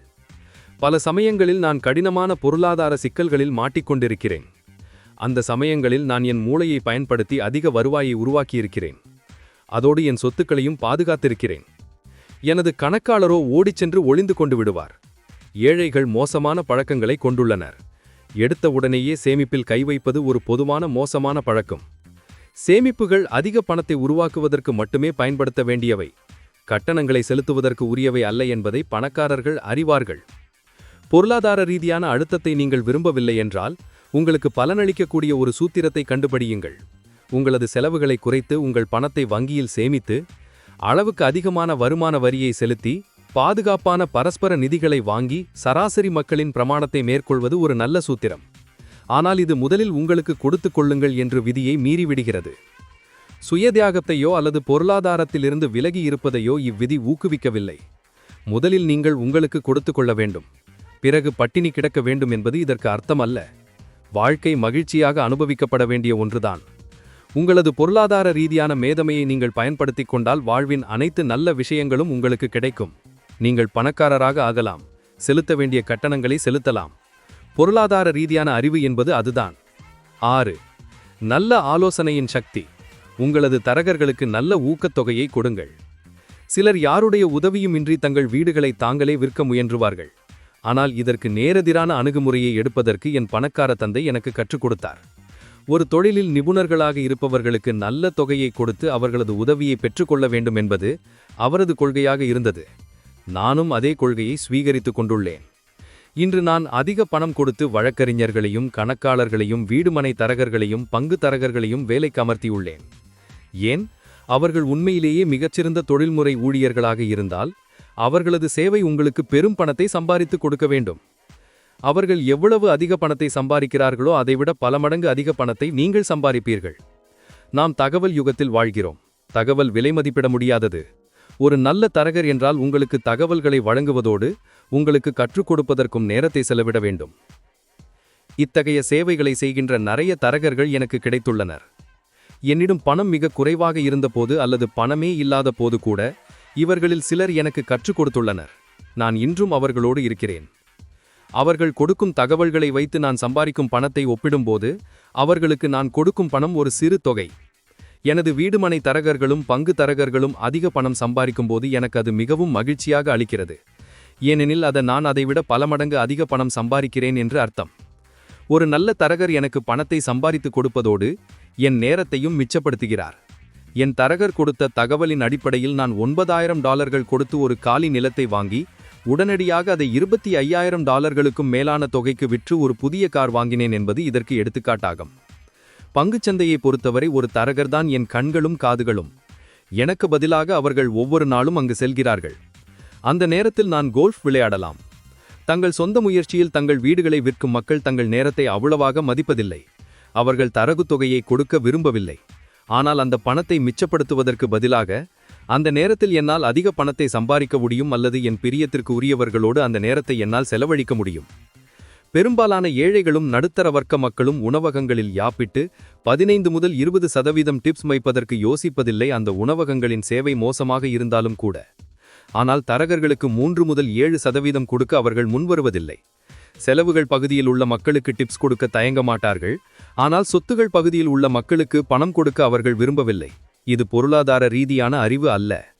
அனைத்து தரகர்களும் ஒன்று போல் படைக்கப்படவில்லை என்பதை நினைவில் வைத்துக் கொள்ளுங்கள். துரதிர்ஷ்டவசமாக பெரும்பாலான தரகர்கள் வெறும் விற்பனையாளர்கள்தான். அவர்கள் விற்கிறார்கள், ஆனால் அவர்களுக்கென தனியாக ஒரு சில வீடுமனைகளையோ அல்லது வீடுமனைகள் எதுவுமே இல்லாமல் இருக்கின்றனர். பங்குகள், பத்திரங்கள், பரஸ்பர நிதிகள், காப்பீடுகள் போன்றவற்றை விற்பனை செய்யும் தரகர்களின் விஷயத்திலும் இது உண்மையாகும். எந்த ஒரு நிபுணரையும் நான் நேர்முக செய்யும் போது முதலில் அவர்களுக்கு தனிப்பட்ட முறையில் எவ்வளவு சொத்துகள் இருக்கின்றன அல்லது எவ்வளவு பங்குகள் இருக்கின்றன என்பதையும் அவர்கள் எத்தனை சதவீதம் வரி செலுத்துகிறார்கள் என்பதையும் முதலில் கண்டுபிடிப்பேன். இது எனது வரிகளை கையாளும் வழக்கறிஞர்களுக்கும் எனது கணக்காளர்களுக்கும் பொருந்தும். என்னிடம் ஒரு கணக்காளர் இருக்கிறார், அவருக்கு சொந்தமாக ஒரு தொழிலும் உண்டு. அவர் கணக்கு வழக்குகளை கையாளுவது அவரது வேலை, ஆனால் வீடுமனைகளை வாங்குவதும் விற்பதும் அவரது தொழில். உங்களது நலதை மனத்தில் வைத்திருக்கும் ஒரு தரகரை கண்டுபிடியுங்கள். பல தரகர்கள் உங்களுக்கு பயிற்றுவிப்பதற்கு நேரம் செலவிடுவார்கள். அவர்கள் உங்களது மிகச்சிறந்த சொத்தாக ஆவார்கள். நீங்கள் நியாயமாக நடந்து கொண்டால் அவர்களும் உங்களிடம் நியாயமாக நடந்து கொள்வார்கள். அவர்களது கமிஷன் தொகைகளை குறைப்பதை பற்றி மட்டுமே நீங்கள் யோசித்தால் அவர்கள் ஏன் உங்களுக்கு உதவப் போகிறார்கள்? இது சாதாரண கணக்கு. நான் முன்பு கூறியது போல, மக்கள் மேலாண்மை என்பது நிர்வாகத் திறமைகளில் ஒன்று. பல மேலாளர்கள் தங்களை விட குறைந்த சமர்த்தியம் உள்ள மக்களை நிர்வகிப்பதை மட்டுமே விரும்புகிறார்கள். பல நடுநிலை மேலாளர்கள் நடுநிலை மேலாளர்களாகவே இருந்து விடுகிறார்கள், பதவி உயர்வை தவறவிட்டு விடுகிறார்கள். ஏனெனில் தங்களை விட குறைந்த திறமை உள்ள மக்களை வைத்து வேலை வாங்க அவர்களுக்கு தெரிந்திருக்கிறது, ஆனால் தங்களை விட அதிக திறமைசாலிகளை வைத்து வேலை வாங்க அவர்களுக்கு தெரியவில்லை. சில நுட்பமான பகுதிகளில் உங்களை விட சமர்த்தியமான மக்களை நிர்வகித்து அவர்களுக்கு வெகுமதி அளிப்பதுதான் உண்மையான திறமை. அதனால்தான் நிறுவனங்களில் இயக்குநர்கள் குழுமங்கள் இருக்கின்றன. நீங்கள் அப்படிப்பட்ட ஒரு குழுமத்தை வைத்திருக்க வேண்டும். அதுதான் பொருளாதார ரீதியான அறிவு. 7. ஒன்றும் செய்யாமல் எதையாவது பெரும் சக்தி. செவ்விந்தியர்களைப் போல கொடுங்கள். மக்கள் முதலில் ஐரோப்பாவிலிருந்து அமெரிக்காவில் குடியேறியபோது செவ்விந்தியர்களின் சில கலாச்சார பழக்க வழக்கங்கள் அவர்களுக்கு அதிர்ச்சி அளித்தன. எடுத்துக்காட்டாக, புதிதாக குடியேறி வந்திருக்கும் ஒரு நபருக்கு குளிர் எடுத்தால் செவ்விந்தியர்கள் அவருக்கு ஒரு கம்பளியை கொடுப்பார்கள். அது தனக்கு கொடுக்கப்பட்ட பரிசு என்று அவர் தவறாக நினைத்துக் கொள்வார். பின்னர் அதை அவர்கள் திருப்பித் தருமாறு கேட்கும்போது அவரது மனம் புண்படுகிறது. அவர் அதை திருப்பிக் கொடுக்க விரும்பவில்லை என்பதை உணர்ந்தபோது செவ்விந்தியர்களும் மனம் நொந்தனர். இது கலாச்சார ரீதியான ஒரு தவறான புரிதலாகும். சொத்துக்களைப் பொறுத்தவரை செவ்விந்தியர்களைப் போல் இருப்பது செல்வத்திற்கு இன்றியமையாதது. கைதேர்ந்த முதலீட்டாளரின் முதல் கேள்வி எவ்வளவு விரைவாக என் பணம் எனக்கு திரும்ப கிடைக்கும் என்பதாகத்தான் இருக்கும். இலவசமாக தங்களுக்கு எது கிடைக்கும் என்பதையும் அவர்கள் தெரிந்து கொள்ள விரும்புகின்றனர். அதனால்தான் முதலீட்டின் மீதான பதிலீடு மிகவும் முக்கியமானதாக ஆகிறது. எடுத்துக்காட்டாக, நான் வசித்த இடத்திலிருந்து சிறிது தூரத்தில் கடன் தவணை கட்டப்படாததால் ஒரு வங்கி தன் வசம் எடுத்துக்கொண்ட ஒரு வீடு இருந்தது. அந்த வங்கி அதற்கு $60,000 தொகையை எதிர்பார்த்தது. நான் $50,000 தர முன்வந்து விண்ணப்பித்தேன். அவர்கள் அதை ஏற்றுக்கொண்டனர். ஏனெனில் எனது ஏல விண்ணப்பத்தோடு கூடவே $50,000 ஒரு காசோலையையும் நான் அனுப்பி வைத்தேன். இது நான் அந்த வீட்டை வாங்குவதில் தீவிரமாக இருந்ததை அவர்களுக்கு உணர்த்தியது. ஏகப்பட்ட பணத்தை நீங்கள் முடக்குகிறீர்களே, இது புத்திசாலித்தனமான காரியமா என்று பெரும்பாலான முதலீட்டாளர்கள் கேட்பார்கள். இந்த விஷயத்திற்கு அது பொருந்தும் என்பதுதான் எனது பதில். எனது முதலீட்டு நிறுவனம் இந்த வீட்டை குளிர்காலத்தில் வாடகைக்கு விடுவதற்காக பயன்படுத்தியது. மாதமொன்றுக்கு $2,500 வாடகையில் அந்த வீடு ஒரு வருடத்திற்கு 4 மாதங்கள் வாடகைக்கு விடப்படுகிறது. குளிர்காலம் முடிந்த பிறகு அது ஒரு மாதத்திற்கு $1,000 வாடகைக்கு விடப்படுகிறது. சுமார் 3 ஆண்டுகளில் எனது பணம் எனக்கு திரும்ப கிடைத்தது. இப்போது இந்த சொத்து எனக்கு சொந்தமாக உள்ளது. ஒவ்வொரு மாதமும் அது எனக்கு வருவாயை ஈட்டிக் கொடுக்கிறது. கைதேர்ந்த முதலீட்டாளரின் முதல் கேள்வி எவ்வளவு விரைவாக என் பணம் எனக்கு திரும்ப கிடைக்கும் என்பதாகத்தான் இருக்கும். பங்குகளையும் நான் இதுபோலவே கையாள்கிறேன். ஏதேனும் ஒரு நிறுவனம் ஒரு புதிய பொருளை அறிமுகப்படுத்தும் போதோ அல்லது வேறு ஏதோ ஒன்றை செய்யும் போதோ அந்நிறுவனத்தின் பங்கு விலை அதிகரிப்பதற்கான வாய்ப்பு நிலவும் போது என்னை தரகர் அழைத்து ஒரு கணிசமான தொகையை அந்நிறுவனத்தின் பங்குகளில் முதலீடு செய்யுமாறு எனக்கு பரிந்துரைப்பார். ஒரு வாரத்திலிருந்து ஒரு மாதம் வரை நான் என் பணத்தை அதில் விட்டு வைப்பேன். அந்நிறுவனத்தின் பங்கு விலை அதிகரிக்கும் போது நான் முதலில் முதலீடு செய்த பணத்தின் மதிப்பிற்கு ஈடான பங்குகளை விற்றுவிட்டு மீதி பங்குகளை அப்படியே வைத்துக் கொள்வேன். பிறகு பங்குச்சந்தையின் ஏற்ற இறக்கங்களைப் பற்றி கவலைப்படாமல் இருந்து விடுவேன். ஏனெனில் நான் முதலில் போட்ட பணம் எனக்கு திரும்ப கிடைத்துவிட்டது. இப்போது அது இன்னொரு சொத்தின் மீது வேலை செய்து கொண்டிருக்கிறது. என் பணம் உள்ளே போகிறது, பிறகு வெளியே வருகிறது. ஆனால் விலை ஏறியதால் செலவே இல்லாமல் ஒரு சொத்து எனக்கு சொந்தமாகி விடுகிறது. நான் பல சமயங்களில் பணத்தை இழந்திருக்கிறேன் என்பது உண்மை. ஆனால் எனக்கு கட்டுப்படியாக கூடிய பணத்தைக் கொண்டு மட்டுமே நான் இதில் இறங்குவேன். சராசரியாக நான் 10 முதலீடுகளை செய்தால் அதில் 2 அல்லது 3 முதலீடுகள் எனக்கு நல்ல லாபத்தை கொடுக்கும். 5-6 முதலீடுகளிலிருந்து எதுவும் வராது. 2 அல்லது 3 முதலீடுகளில் எனக்கு இழப்பு ஏற்படும். சவாலான அல்லது ஆபத்தான முதலீடுகளை வெறுக்கும் மக்கள் தங்கள் பணத்தை வங்கியில் போட்டு வைக்கின்றனர். காலப்போக்கில் எதுவும் சேமிக்காமல் இருப்பதை விட பாதுகாப்பான சேமிப்புகள் சிறந்தவைதான். ஆனால் உங்கள் பணத்தை திரும்பப் பெறுவதற்கு அதிக காலமாகும். பெரும்பாலான சமயங்களில் அவற்றோடு இலவசமாக எதுவும் வருவதில்லை. எனது ஒவ்வொரு முதலீட்டிலும் இலவசமாக எனக்கு ஏதேனும் ஒன்று கிடைத்தாக வேண்டும். ஒரு வீடு, ஒரு சிறிய சேமிப்பு கிடங்கு, ஒரு சிறு நிலம், பங்குகள் அல்லது ஒரு அலுவலக கட்டிடம் போன்றவற்றை இதற்கு உதாரணமாக கூறலாம். அந்த முதலீட்டில் குறைந்த ஆபத்தே இருக்க வேண்டும். இது தொடர்பான பல புத்தகங்கள் ஏற்கனவே வெளியாகிவிட்டதால் நான் இதை பற்றி எதுவும் பேசப்போவதில்லை. அறிவார்ந்த முதலீட்டாளர்கள் பதிலீட்டை தாண்டி பார்க்கின்றனர். தங்கள் பணம் தங்களுக்கு கிடைத்த பின்னர் அதற்கு பிறகு வருகின்ற இலவசமான சொத்துக்களை அவர்கள் பார்க்கின்றனர். அதுதான் பொருளாதார ரீதியான அறிவு. 8. ஒருமித்த கவனத்தின் சக்தி. சொத்துக்களை பயன்படுத்தி ஆடம்பர வசதிகளை வாங்குங்கள். என் நண்பரின் ஒருவரின் 16 வயது மகன் அளவுக்கு அதிகமாக செலவு செய்யும் பழக்கத்தை கொண்டிருந்தான். அவன் தனக்கு சொந்தமாக ஒரு கார் வாங்க விரும்பினான். என்னுடைய நண்பர்கள் அனைவரின் பெற்றோரும் தங்கள் குழந்தைகளுக்கு கார் வாங்கி கொடுத்துள்ளனர் என்பதுதான் அதற்கு அவன் கூறும் சாக்குப்போக்கு.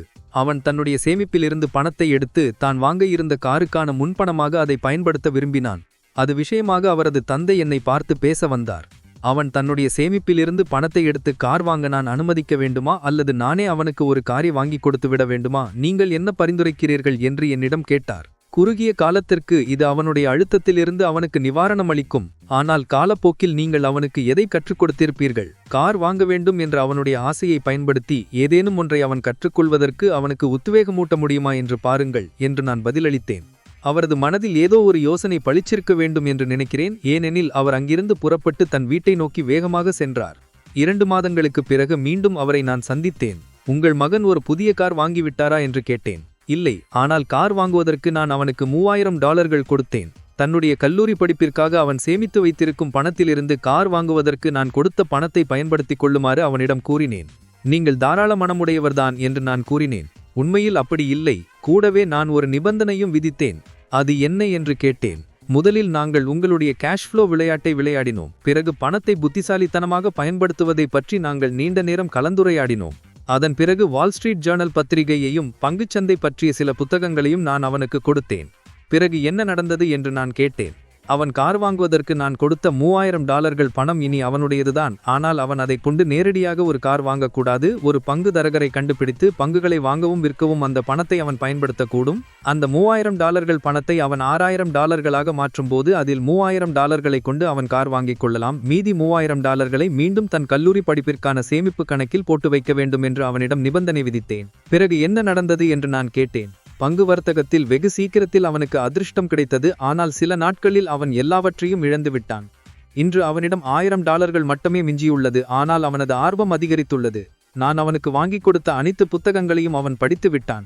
இப்போது நூலகத்திற்கு சென்று இன்னும் பல புத்தகங்களை வீட்டுக்கு எடுத்து வருகிறான். வால் ஸ்ட்ரீட் ஜர்னல் பத்திரிகையை அவன் தவறாமல் படித்து விடுகிறான். கற்றுக்கொள்ளும் ஆர்வம் இன்னமளவு உயர்ந்துள்ளது. பணத்தை இழந்தால் இன்னும் 2 ஆண்டுகளுக்குத்தான் நடந்துதான் செல்ல வேண்டும். ஆனால் அது பற்றி அவன் கவலைப்படுவது போல் தெரியவில்லை. கார் வாங்குவதில் கூட அவன் அவ்வளவு ஆர்வமாக இருப்பதாக தெரியவில்லை. ஏனெனில் அதைவிட அதிக குதூகலமூட்டும் ஒரு விளையாட்டை அவன் கண்டுபிடித்து விட்டான். அவன் எல்லா பணத்தையும் இழந்துவிட்டால் நீங்கள் என்ன செய்வீர்கள் என்று நான் கேட்டேன். அவ்வாறு நடக்கும்போது பார்த்து கொள்ளலாம். அவன் நம்முடைய வயதை எட்டும்போது இழப்பதை விட இப்போது எல்லா பணத்தையும் இழப்பது நல்லது என்று நான் நினைக்கிறேன். அதோடு நான் அவனுக்காக செலவிட்ட இந்த $3000 தான் எனது கல்விக்காக நான் செய்த மிகச்சிறந்த செலவு. அவன் இப்போது கற்றுக்கொண்டிருக்கும் விஷயம் அவனுடைய வாழ்நாள் முழுவதும் அவனுக்கு நன்மை பயக்கும். பணத்தின் சக்தியை அவன் மதிக்க கற்றுக்கொண்டு விட்ட போல் தெரிகிறது. நான் முன்பு கூறியது போல ஒருவரால் சுய ஒழுக்கில் திறம்படவிலாக முடியாவிட்டால் அவர் பணக்காரராக ட்ரை செய்ய வேண்டாம் என்று நான் கூறுகிறேன். இதை நான் ஏன் கூறுகிறேன் என்றால், சொத்துக்களை பயன்படுத்தி பணவரவை உருவாக்கும் ப்ரோசஸ் என்பது தியரிட்டிக்கலாக ரொம்ப சிம்பிளாக காணப்பட்டாலும் பணத்தை சரியாக பயன்படுத்துவதற்கு தேவையான மனக்கட்டுப்பாட்டை உருவாக்குவதுதான் இதில் கடினமான விஷயம். வெளியிலிருந்து ஏற்படக்கூடிய சபலங்களின் காரணமாக இன்றைய நுகர்வோர் உலகில் செலவு செய்வது மிகவும் சுலபமான காரியம். மனக்கட்டுப்பாடு பலவீனமாக இருந்தால் பணம் பயனற்ற விஷயங்களில் செலவாவது உறுதி. ஏழ்மைக்கும் பணப்பிரச்சனைக்கும் இதுதான் காரணம். பணத்தை உருவாக்குவதற்கும் பணத்தை பயன்படுத்துவதற்கும் தேவையான பொருளாதார ரீதியான அறிவை இந்த எடுத்துக்காட்டு விளக்குகிறது. வருட துவக்கத்தில் 100 பேருக்கு தலா $10,000 பணத்தை கொடுத்தால் வருட கடைசியில் இவ்வாறு நிகழ்ந்திருக்கும் என்று நான் நம்புகிறேன்.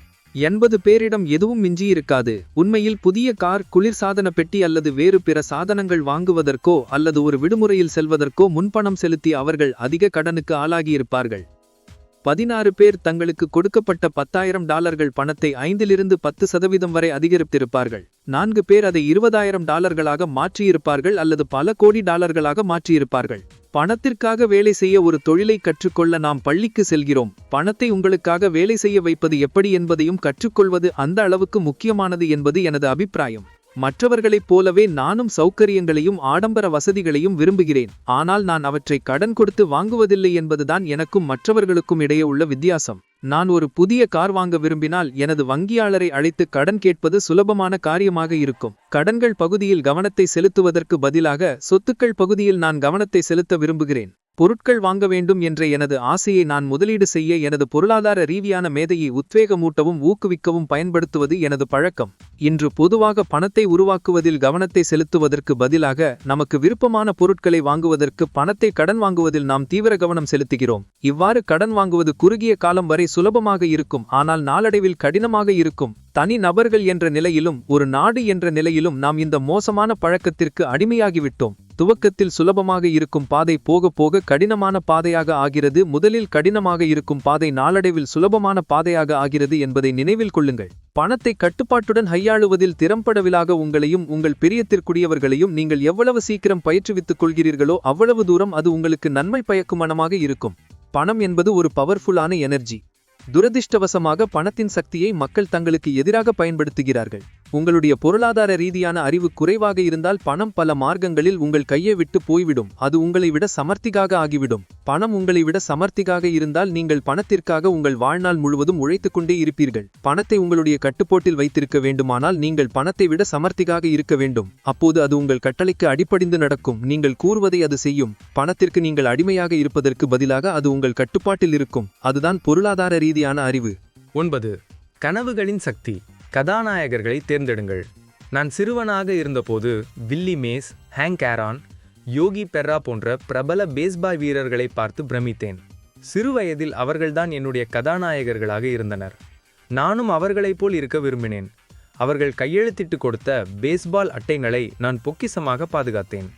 அவர்களுடைய விளையாட்டு வாழ்க்கை தொடர்பான அனைத்து புள்ளி விவரங்களும் என்னிடம் இருந்தன. அவர்கள் எவ்வளவு சம்பளம் வாங்கினார்கள், அவர்கள் எவ்வளவு ஓட்டங்களை குவித்தார்கள், அவர்கள் எப்படி சிறிய அணிகளிலிருந்து பெரிய அணிகளுக்கு தேர்ந்தெடுக்கப்பட்டார்கள் என்பது போன்ற அனைத்து விபரங்களையும் நான் என் விரல் நுனியில் வைத்திருந்தேன். எனக்கு 9 வயதாக இருந்தபோது முதலில் நான் பேஸ்பால் விளையாட்டில் அடியெடுத்து வைத்தபோது நான் நானாக இருக்கவில்லை. நான் ஒரு பிரபலமான பேஸ்பால் வீரன் என்பது போல் நடந்து கொண்டேன். நாம் கற்றுக்கொள்வதற்கான மிகவும் சக்தி வாய்ந்த வழிகளில் இதுவும் ஒன்று. ஆனால் வளர்ந்து பெரியவர்களாகும் போது நாம் இதை பெரும்பாலும் மறந்து விடுகிறோம். நமது கதாநாயகர்களை நாம் தொலைத்து விடுகிறோம். இன்று என் வீட்டின் அருகே சிறுவர்கள் பேஸ்பால் விளையாடுவதை நான் பார்க்கிறேன். விளையாட்டு மைதானத்திற்குள் நுழைந்தவுடன் அவர்கள் தங்களை தங்களுடைய கதாநாயகர்கள் போல் பாவித்து நடந்து கொள்கின்றனர். கதாநாயகர்களை பார்த்து அப்படியே நடந்து கொள்வது உண்மையிலேயே சக்தி வாய்ந்த படிப்பினைதான். எனக்கு வயது ஏற ஏற புதிய கதாநாயகர்களை நான் ஸ்வீகரித்தேன். கோல்ஃப் விளையாட்டில் எனக்கு கதாநாயகர்கள் இருந்தனர். அவர்கள் தங்கள் மட்டையை சுழற்றுவதைப் போல நானும் சுழற்றினேன். அவர்களை பற்றிய அனைத்து விஷயங்களையும் என்னால் முடிந்த அளவுக்கு நான் படித்தேன். Donald Trump, Warren Buffett, Peter Lynch, George Soros, Jim Rogers போன்றவர்களும் என் கதாநாயகர்கள்தான். அவர்களை பற்றிய அனைத்து புள்ளி விவரங்களையும் நான் அறிவேன். வாரன் பஃபே எதில் முதலீடு செய்கிறார் என்பதை நான் தொடர்ந்து கண்காணித்து சந்தை நிலவரம் பற்றிய அவருடைய கண்ணோட்டத்தையும் பங்குகளை அவர் தேர்ந்தெடுக்கும் விதத்தை பற்றியும் என் கைக்கு அகப்படும் எந்த ஒரு தகவலையும் நான் படிக்கிறேன். டொனால்ட் ட்ரம்ப் எவ்வாறு பேச்சு நடத்துகிறார், எவ்வாறு சொத்துக்களை வாங்குகிறார் என்பதை பற்றி நான் படிக்கிறேன். 9 வயதில் எவ்வாறு நான் என்னை ஒரு பிரபலமான பேஸ்பால் வீரனாக பாவித்து நடந்து கொண்டேனோ அதேபோல் பங்குச்சந்தையில் இருக்கும் போதோ அல்லது பரிவர்த்தனையை கையாண்டு கொண்டிருக்கும் போதும் ஆழ்மன ரீதியாக நான் டொனால்ட் ட்ரம்பின் துணிச்சலோடு நடந்து கொள்கிறேன். அல்லது சந்தையின் போக்கை ஆய்வு செய்யும் போது நான் என்னை வாரன் பஃபேயாக பாவிப்பேன். கதாநாயகர்களை கொண்டிருப்பதன் மூலம் நமக்கு பெரிய உள்நோக்குகள் கிடைக்கின்றன. ஆனால் கதாநாயகர்கள் வெறுமனே நம்மை உத்வேகப்படுத்துவது மட்டுமில்லை, விஷயங்கள் சுலபமாக இருப்பது போல் தோன்றச் செய்கின்றன. அவ்வன் சுலபமாக இருப்பதாக தோன்றச் செய்வதன் மூலம் நாமும் அவர்களைப் போல் ஆக முடியும் என்று அவர்கள் நம்மை நம்ப வைக்கின்றனர். அவர்களால் முடியும் என்றால் என்னாலும் முடியும். முதலீட்டை பொறுத்தவரையில் பெரும்பாலான மக்கள் அது கடினம் என்பது போல் தோன்றச் செய்கின்றனர். மாறாக அது சுலபம் என்று தோன்றச் செய்யும் கதாநாயகர்களை தேடி கண்டுபிடியுங்கள். 10. கொடுத்தலின் சக்தி. கற்றுக் கொடுங்கள், அப்போது உங்களுக்கு கொடுக்கப்படும். என்னுடைய 2 தந்தையரும் ஆசிரியர்கள். என் பணக்கார தந்தை எனக்கு கற்றுக் கொடுத்த ஒரு பாடத்தை என் வாழ்நாள் முழுவதும் நான் கடைபிடித்து வருகிறேன். பிறருக்கு கொடுப்பதற்கான தேவைதான். என் கல்வியான் என் தந்தை பிறருக்காக ஏராளமான நேரத்தையும் அறிவையும் கொடுத்தார். ஆனால் பணம் எதுவும் கொடுக்கவில்லை. தன்னிடம் கூடுதல் பணம் இருக்கும்போது தான் கொடுக்கப் போகிறேன் என்று அவர் எப்போதும் கூறிக்கொண்டிருந்தார். ஆனால் அவரிடம் கூடுதல் பணம் ஒருபோதும் இருந்ததில்லை. என் பணக்கார தந்தை பிறருக்கு பணத்தையும் கல்வியையும் கொடுத்தார். நற்காரியங்களுக்கான தானம் கொடுப்பதில் அவர் உறுதியான நம்பிக்கை கொண்டவர். உனக்கு ஏதேனும் வேண்டுமென்றால் முதலில் நீ கொடுக்க வேண்டுமென்று அவர் எப்போதும் கூறுவார். அவரிடம் குறைவான பணம் இருந்தபோது கூட அவர் தன் தேவாலயத்திற்கோ அல்லது தனக்கு பிரியமான தொண்டு நிறுவனத்திற்கோ பணம் கொடுத்தார். இந்த யோசனையை நான் உங்கள் மனதில் ஆழப்பதிவு செய்ய விரும்புகிறேன். உங்களிடம் குறைவான பணம் இருப்பதாகவோ அல்லது ஏதேனும் ஒன்று உங்களுக்கு தேவைப்படுவதாகவோ நீங்கள் உணரும் போதெல்லாம் உங்களுக்கு எது தேவையோ அதை முதலில் நீங்கள் மற்றவர்களுக்கு கொடுங்கள். பின்னர் அது பன்மடங்கில் உங்களிடம் திரும்பி வரும். பணம், அன்பு, நட்பு போன்ற எல்லா விஷயங்களிலும் இது உண்மை. ஆனால் பொதுவாக ஒருவர் செய்ய விரும்புவது இதுதான் கடைசி விஷயமாக இருக்கும். என்னை பொறுத்தவரையில் இது எப்போதும் எனக்கு பலனளித்து வந்துள்ளது. நான் இந்த கோட்பாட்டை நம்புகிறேன். எனக்கு எது வேண்டுமோ அதை நான் மற்றவர்களுக்கு கொடுக்கிறேன். எனக்கு பணம் வேண்டும், எனவே நான் பணத்தை கொடுக்கிறேன். அதன் விளைவாக அது பன்மடங்கில் என்னிடம் திரும்பி வருகிறது. என் பொருட்கள் விற்பனையாக வேண்டும் என்று நான் விரும்புகிறேன். அதனால் மற்றவர்கள் ஏதோ ஒன்றை விற்பதற்கு அவர்களுக்கு நான் உதவுகிறேன். அப்போது என்னுடைய பொருட்கள் விற்பனையாகின்றன. எனக்கு மக்களுடனான தொடர்புகள் தேவை. எனவே வேறு ஒருவருக்கு அப்படிப்பட்ட தொடர்புகளை நான் ஏற்படுத்தி கொடுக்கிறேன். மாயாஜாலம் போல் பலருடனான தொடர்புகள் எனக்கு கிடைக்கின்றன. எதையும் பெறுவதற்கான அவசியம் கடவுளுக்கு இல்லை, ஆனால் கொடுப்பதற்கான தேவை மனிதனுக்கு இருக்கிறது என்ற ஒரு கூற்றை நான் பல வருடங்களுக்கு முன்பு கேட்டேன். ஏழைகள் பணக்காரர்களை விட அதிக பேராசை கொண்டவர்கள் என்று என் பணக்கார தந்தை அடிக்கடி கூறுவார். ஒருவர் பணக்காரராக இருந்தால் அவர் மற்றவர்களுக்கு தேவையான ஏதோ ஒன்றை அவர்களுக்கு கொடுக்கிறார். என் வாழ்க்கையில் எப்போதெல்லாம் எனக்கு பணத்தட்டுப்பாடு ஏற்பட்டதோ அல்லது ஏதேனும் உதவி தேவைப்பட்டதோ அப்போதெல்லாம் எனக்கு என்ன வேண்டும் என்பதை என் இதயத்திற்குள் சென்று பார்த்து அதை முதலில் நான் மற்றவர்களுக்கு கொடுப்பதென்று தீர்மானித்தேன். அதை நான் கொடுத்தவுடன் அது எப்போதும் என்னிடம் திரும்பி வந்துவிடும். இது எனக்கு ஒரு வேடிக்கையான கதையை நினைவூட்டுகிறது. கடுங்குளிர்ந்த ஒரு நைட்டில் கையில் விறகைகளுடன் ஒருவன் அமர்ந்திருந்தான். அவன் தன் எதிரே இருந்த ஒரு பெரிய அடுப்பை பார்த்து, நீ எனக்கு சில வெப்பத்தை கொடுத்தால் நான் உனக்குள் சில விறகுகளை போடுவேன் என்று கத்தினான். பணம், அன்பு, மகிழ்ச்சி, விற்பனை, மனித தொடர்புகள் என்று வரும்போது முதலில் கொடுக்க வேண்டும் என்பதை நினைவில் கொள்ளுங்கள். எனக்கு என்ன வேண்டும், அதை வேறு ஒருவருக்கு எப்படி கொடுக்கலாம் என்று சிந்திப்பது ஏராளமான நல்ல விஷயங்களை அழித்து விடுகிறது. மக்கள் என்னை பார்த்து புன்னகைக்கவில்லை என்று நான் உணரும் போது நான் புன்னகைத்து அவர்களுக்கு வணக்கம் தெரிவிக்க தொடங்குகிறேன். மாயாஜாலம் போல் என்னை சுற்றி அனைவரும் புன்னகைத்து கொண்டிருப்பதை நான் காண்கிறேன். உங்கள் உலகம் உங்களுடைய பிரதிபலிப்பு என்பது உண்மைதான். கற்றுக் கொடுங்கள், அப்போது உங்களுக்கு கொடுக்கப்படும் என்று நான் கூறுவது அதனால்தான். கற்றுக்கொள்ள விரும்புபவர்களுக்கு நான் எவ்வளவு கற்றுக் கொடுக்கிறேனோ அவ்வளவு அதிகம் நான் கற்கிறேன் என்பதை நான் கண்டு கொண்டுள்ளேன். நீங்கள் பணத்தை பற்றி கற்றுக்கொள்ள விரும்பினால் அதை வேறு ஒருவருக்கு கற்றுக் கொடுங்கள். ஏராளமான புதிய யோசனைகள் உங்களை வந்தடையும். சில சமயங்களில் நான் பிறருக்கு கொடுத்தும் கூட எனக்கு எதுவும் திரும்ப கிடைக்காமல் போயிருக்கலாம், அல்லது எனக்கு கிடைத்தது நான் விரும்பிய ஒன்றாக மட்டுமில்லாமல் போயிருக்கலாம். ஆனால் அந்த நிகழ்வுகளை கூர்ந்து ஆராய்ந்து பார்த்தபோது கொடுப்பதிலுள்ள மகிழ்ச்சிக்காக கொடுத்திருப்பதற்கு பதிலாக ஒன்றை பெற வேண்டும் என்ற எண்ணத்துடன் கொடுத்திருந்தேன் என்பது எனக்கு புரிந்தது. என் தந்தை ஆசிரியர்களுக்கு கற்றுக் கொடுத்தார், அதனால் ஒரு மிரந்த ஆசிரியராக மாறினார். என் பணக்கார தந்தை தான் வியாபாரம் செய்யும் விதத்தை பற்றி இளைஞர்களுக்கு எப்போதும் கற்றுக் கொடுத்து வந்தார். இப்போது அவற்றை நினைத்து பார்க்கும்போது என் தந்தையர் இருவரின் தாராள மனப்பான்மைதான் அவர்களை அதிக சாமர்த்தியமானவர்களாக ஆக்கியது. நம்மை விட அதிக சாமர்த்தியமான சக்திகள் இவ்வுலகில் இருக்கின்றன. நீங்கள் உங்கள் சொந்த முயற்சியில் சாதிக்கலாம், ஆனால் அந்த சக்திகளின் உதவி கொண்டு எளிதாகவே உங்களால் சாதிக்க முடியும். நீங்கள் உங்களிடம் இருப்பதை பிறருக்கு கொடுப்பதற்கு தாராள மனப்பான்மையுடன் இருக்க வேண்டும், அவ்வளவுதான். அத்தியாயம் 9. இன்னும் அதிகமாக வேண்டுமா? நீங்கள் செய்யக்கூடிய சில விஷயங்கள். முந்தைய அத்தியாயத்தில் நான் பட்டியலிட்டிருந்த 10 அம்சங்கள் எல்லோருக்கும் திருப்தி அளிப்பவையாக இல்லாமல் போகலாம். கோட்பாட்டை புரிந்து கொள்வது நடவடிக்கை எடுப்பதைப் போல் முக்கியமானது என்று நான் நினைக்கிறேன். சிந்திப்பதற்கு பதிலாக நடவடிக்கை எடுப்பதற்கு பலர் விரும்புகின்றனர் என்பதும், வெறுமனே சிந்தித்துவிட்டு நடவடிக்கை எதுவும் எடுக்க விருப்பமில்லாத மக்களும் ஏராளமானோர் இருக்கின்றனர் என்பதும் எனக்கு தெரியும். இந்த இரண்டும் சேர்ந்த கலவைதான் நான் என்று கூறுவேன். எனக்கு புதிய யோசனைகளும் பிடிக்கும், செயலில் இறங்குவதும் பிடிக்கும். எவ்வாறு துவக்க வேண்டும் என்பதை தெரிந்து கொள்ள விரும்புகின்ற மக்களுக்கு சில விஷயங்களை சுருக்கமாக நான் எடுத்துரைக்க விரும்புகிறேன். 1. நீங்கள் செய்து கொண்டிருக்கும் வேலையை நிறுத்தி வையுங்கள். வேறு வார்த்தைகளில் கூறினால், உங்கள் வேலையை கொஞ்சம் நிறுத்தி வைத்துவிட்டு எது பலனளிக்கிறது, எது பலனளிக்கவில்லை என்பதை ஆய்வு செய்யுங்கள். ஒரே விஷயத்தை மீண்டும் மீண்டும் செய்துவிட்டு ஒவ்வொரு முறையும் ஒரு வித்தியாசமான விளைவை எதிர்பார்ப்பது முட்டாள்தனம். எது பலனளிக்கவில்லையோ அதை செய்வதை நிறுத்திவிட்டு ஏதேனும் ஒரு புதிய விஷயத்தை தேடுங்கள். 2. புதிய யோசனைகளை தேடுங்கள். புதிய முதலீட்டு யோசனைகளை பெறுவதற்கு நான் புத்தக கடைகளுக்கு சென்று வித்தியாசமான மற்றும் தனித்துவமான விஷயங்கள் பற்றிய புத்தகங்களை தேடுகிறேன். நான் அவற்றை சூத்திரங்கள் என்று அழைக்கிறேன். எனக்கு தெரியாத சூத்திரங்களை கற்றுக்கொள்வதற்கு அவை தொடர்பான புத்தகங்களை நான் வாங்குகிறேன். எடுத்துக்காட்டாக, ஜோயல் மாஸ்கோவிட்ஸ் எழுதிய தி 16% சொல்யூஷன் என்ற புத்தகத்தை ஒரு புத்தக கடையில் நான் கண்டேன். அதை வாங்கி படித்துவிட்டு மறு வியாழக்கிழமையன்று அதில் கூறப்பட்டிருந்தபடியே செய்தேன். பெரும்பாலான மக்கள் நடவடிக்கை எடுப்பதில்லை, அல்லது தாங்கள் படித்துக் கொண்டிருக்கும் விஷயத்தை பாதியிலேயே நிறுத்திவிடுவதற்கு மற்றவர்கள் தங்கள் மீது தாக்கம் ஏற்படுத்த அனுமதித்து விடுகின்றனர். நான் படித்த புத்தகம் ஏன் வேலை செய்யாது என்று என் அண்டை வீட்டு அறைனார் ஒருவர் என்னிடம் கூறினார். நான் அவர் கூறியதற்கு செவிசாய்க்கவில்லை, ஏனென்றால் அவர் அதை ஒருபோதும் முயற்சித்து பார்த்திருக்கவில்லை. 3. நீங்கள் செய்ய விரும்புவதை ஏற்கனவே செய்துள்ள ஒருவரை கண்டுபிடியுங்கள். அவர்களை மதிய உணவிற்கு வெளியே அழைத்துச் சென்று உங்களுக்கு விருப்பமான விஷயம் குறித்து அவர்களுக்கு தெரிந்த உத்திகளையும் நுணுக்கங்களையும் பற்றி கேட்டு தெரிந்து கொள்ளுங்கள். எடுத்துக்காட்டாக, அரசாங்கத்தில் ஒரு முதலீட்டு திட்டம் உள்ளது. அது அடமான வரி பத்திரம் என்று அழைக்கப்படுகிறது. ஒருவர் தனது சொத்து வரியை அரசாங்கத்திற்கு செலுத்த தவறும்போது அந்த வரிப்பாக்கியை நீங்கள் செலுத்தினால் உங்களுக்கு ஒரு பத்திரம் வழங்கப்படும். அதன்படி நீங்கள் செலுத்திய தொகைக்கு அரசாங்கம் உங்களுக்கு ஆண்டொன்றிற்கு 16% வட்டியை கொடுக்கும். பிறகு அந்த சொத்தின் உரிமையாளர் தன் பாக்கி பணத்தை செலுத்த உங்களுடைய முதல் உங்களுக்கு திருப்பிக் கொடுக்கப்படும். ஒருவேளை அந்த உரிமையாளர் தொடர்ந்து தன் பாக்கியை செலுத்த தவறிவிட்டால் ஒரு குறிப்பிட்ட காலத்திற்கு பிறகு அந்த சொத்து அரசாங்கத்தால் ஏலத்திற்கு விடப்படும். அப்போது அதை வாங்குவதற்கான முதல் உரிமை உங்களுக்கு கிடைக்கும். எப்படி பார்த்தாலும் இது ஒரு சிறந்த முதலீடுதான். இது பற்றி அதிகமாக தெரிந்து கொள்வதற்காக நான் மாவட்ட வரி அலுவலகத்திற்கு சென்று அங்கு வேலை பார்த்து கொண்டிருந்த அரசாங்க ஊழியரை கண்டுபிடித்தேன்.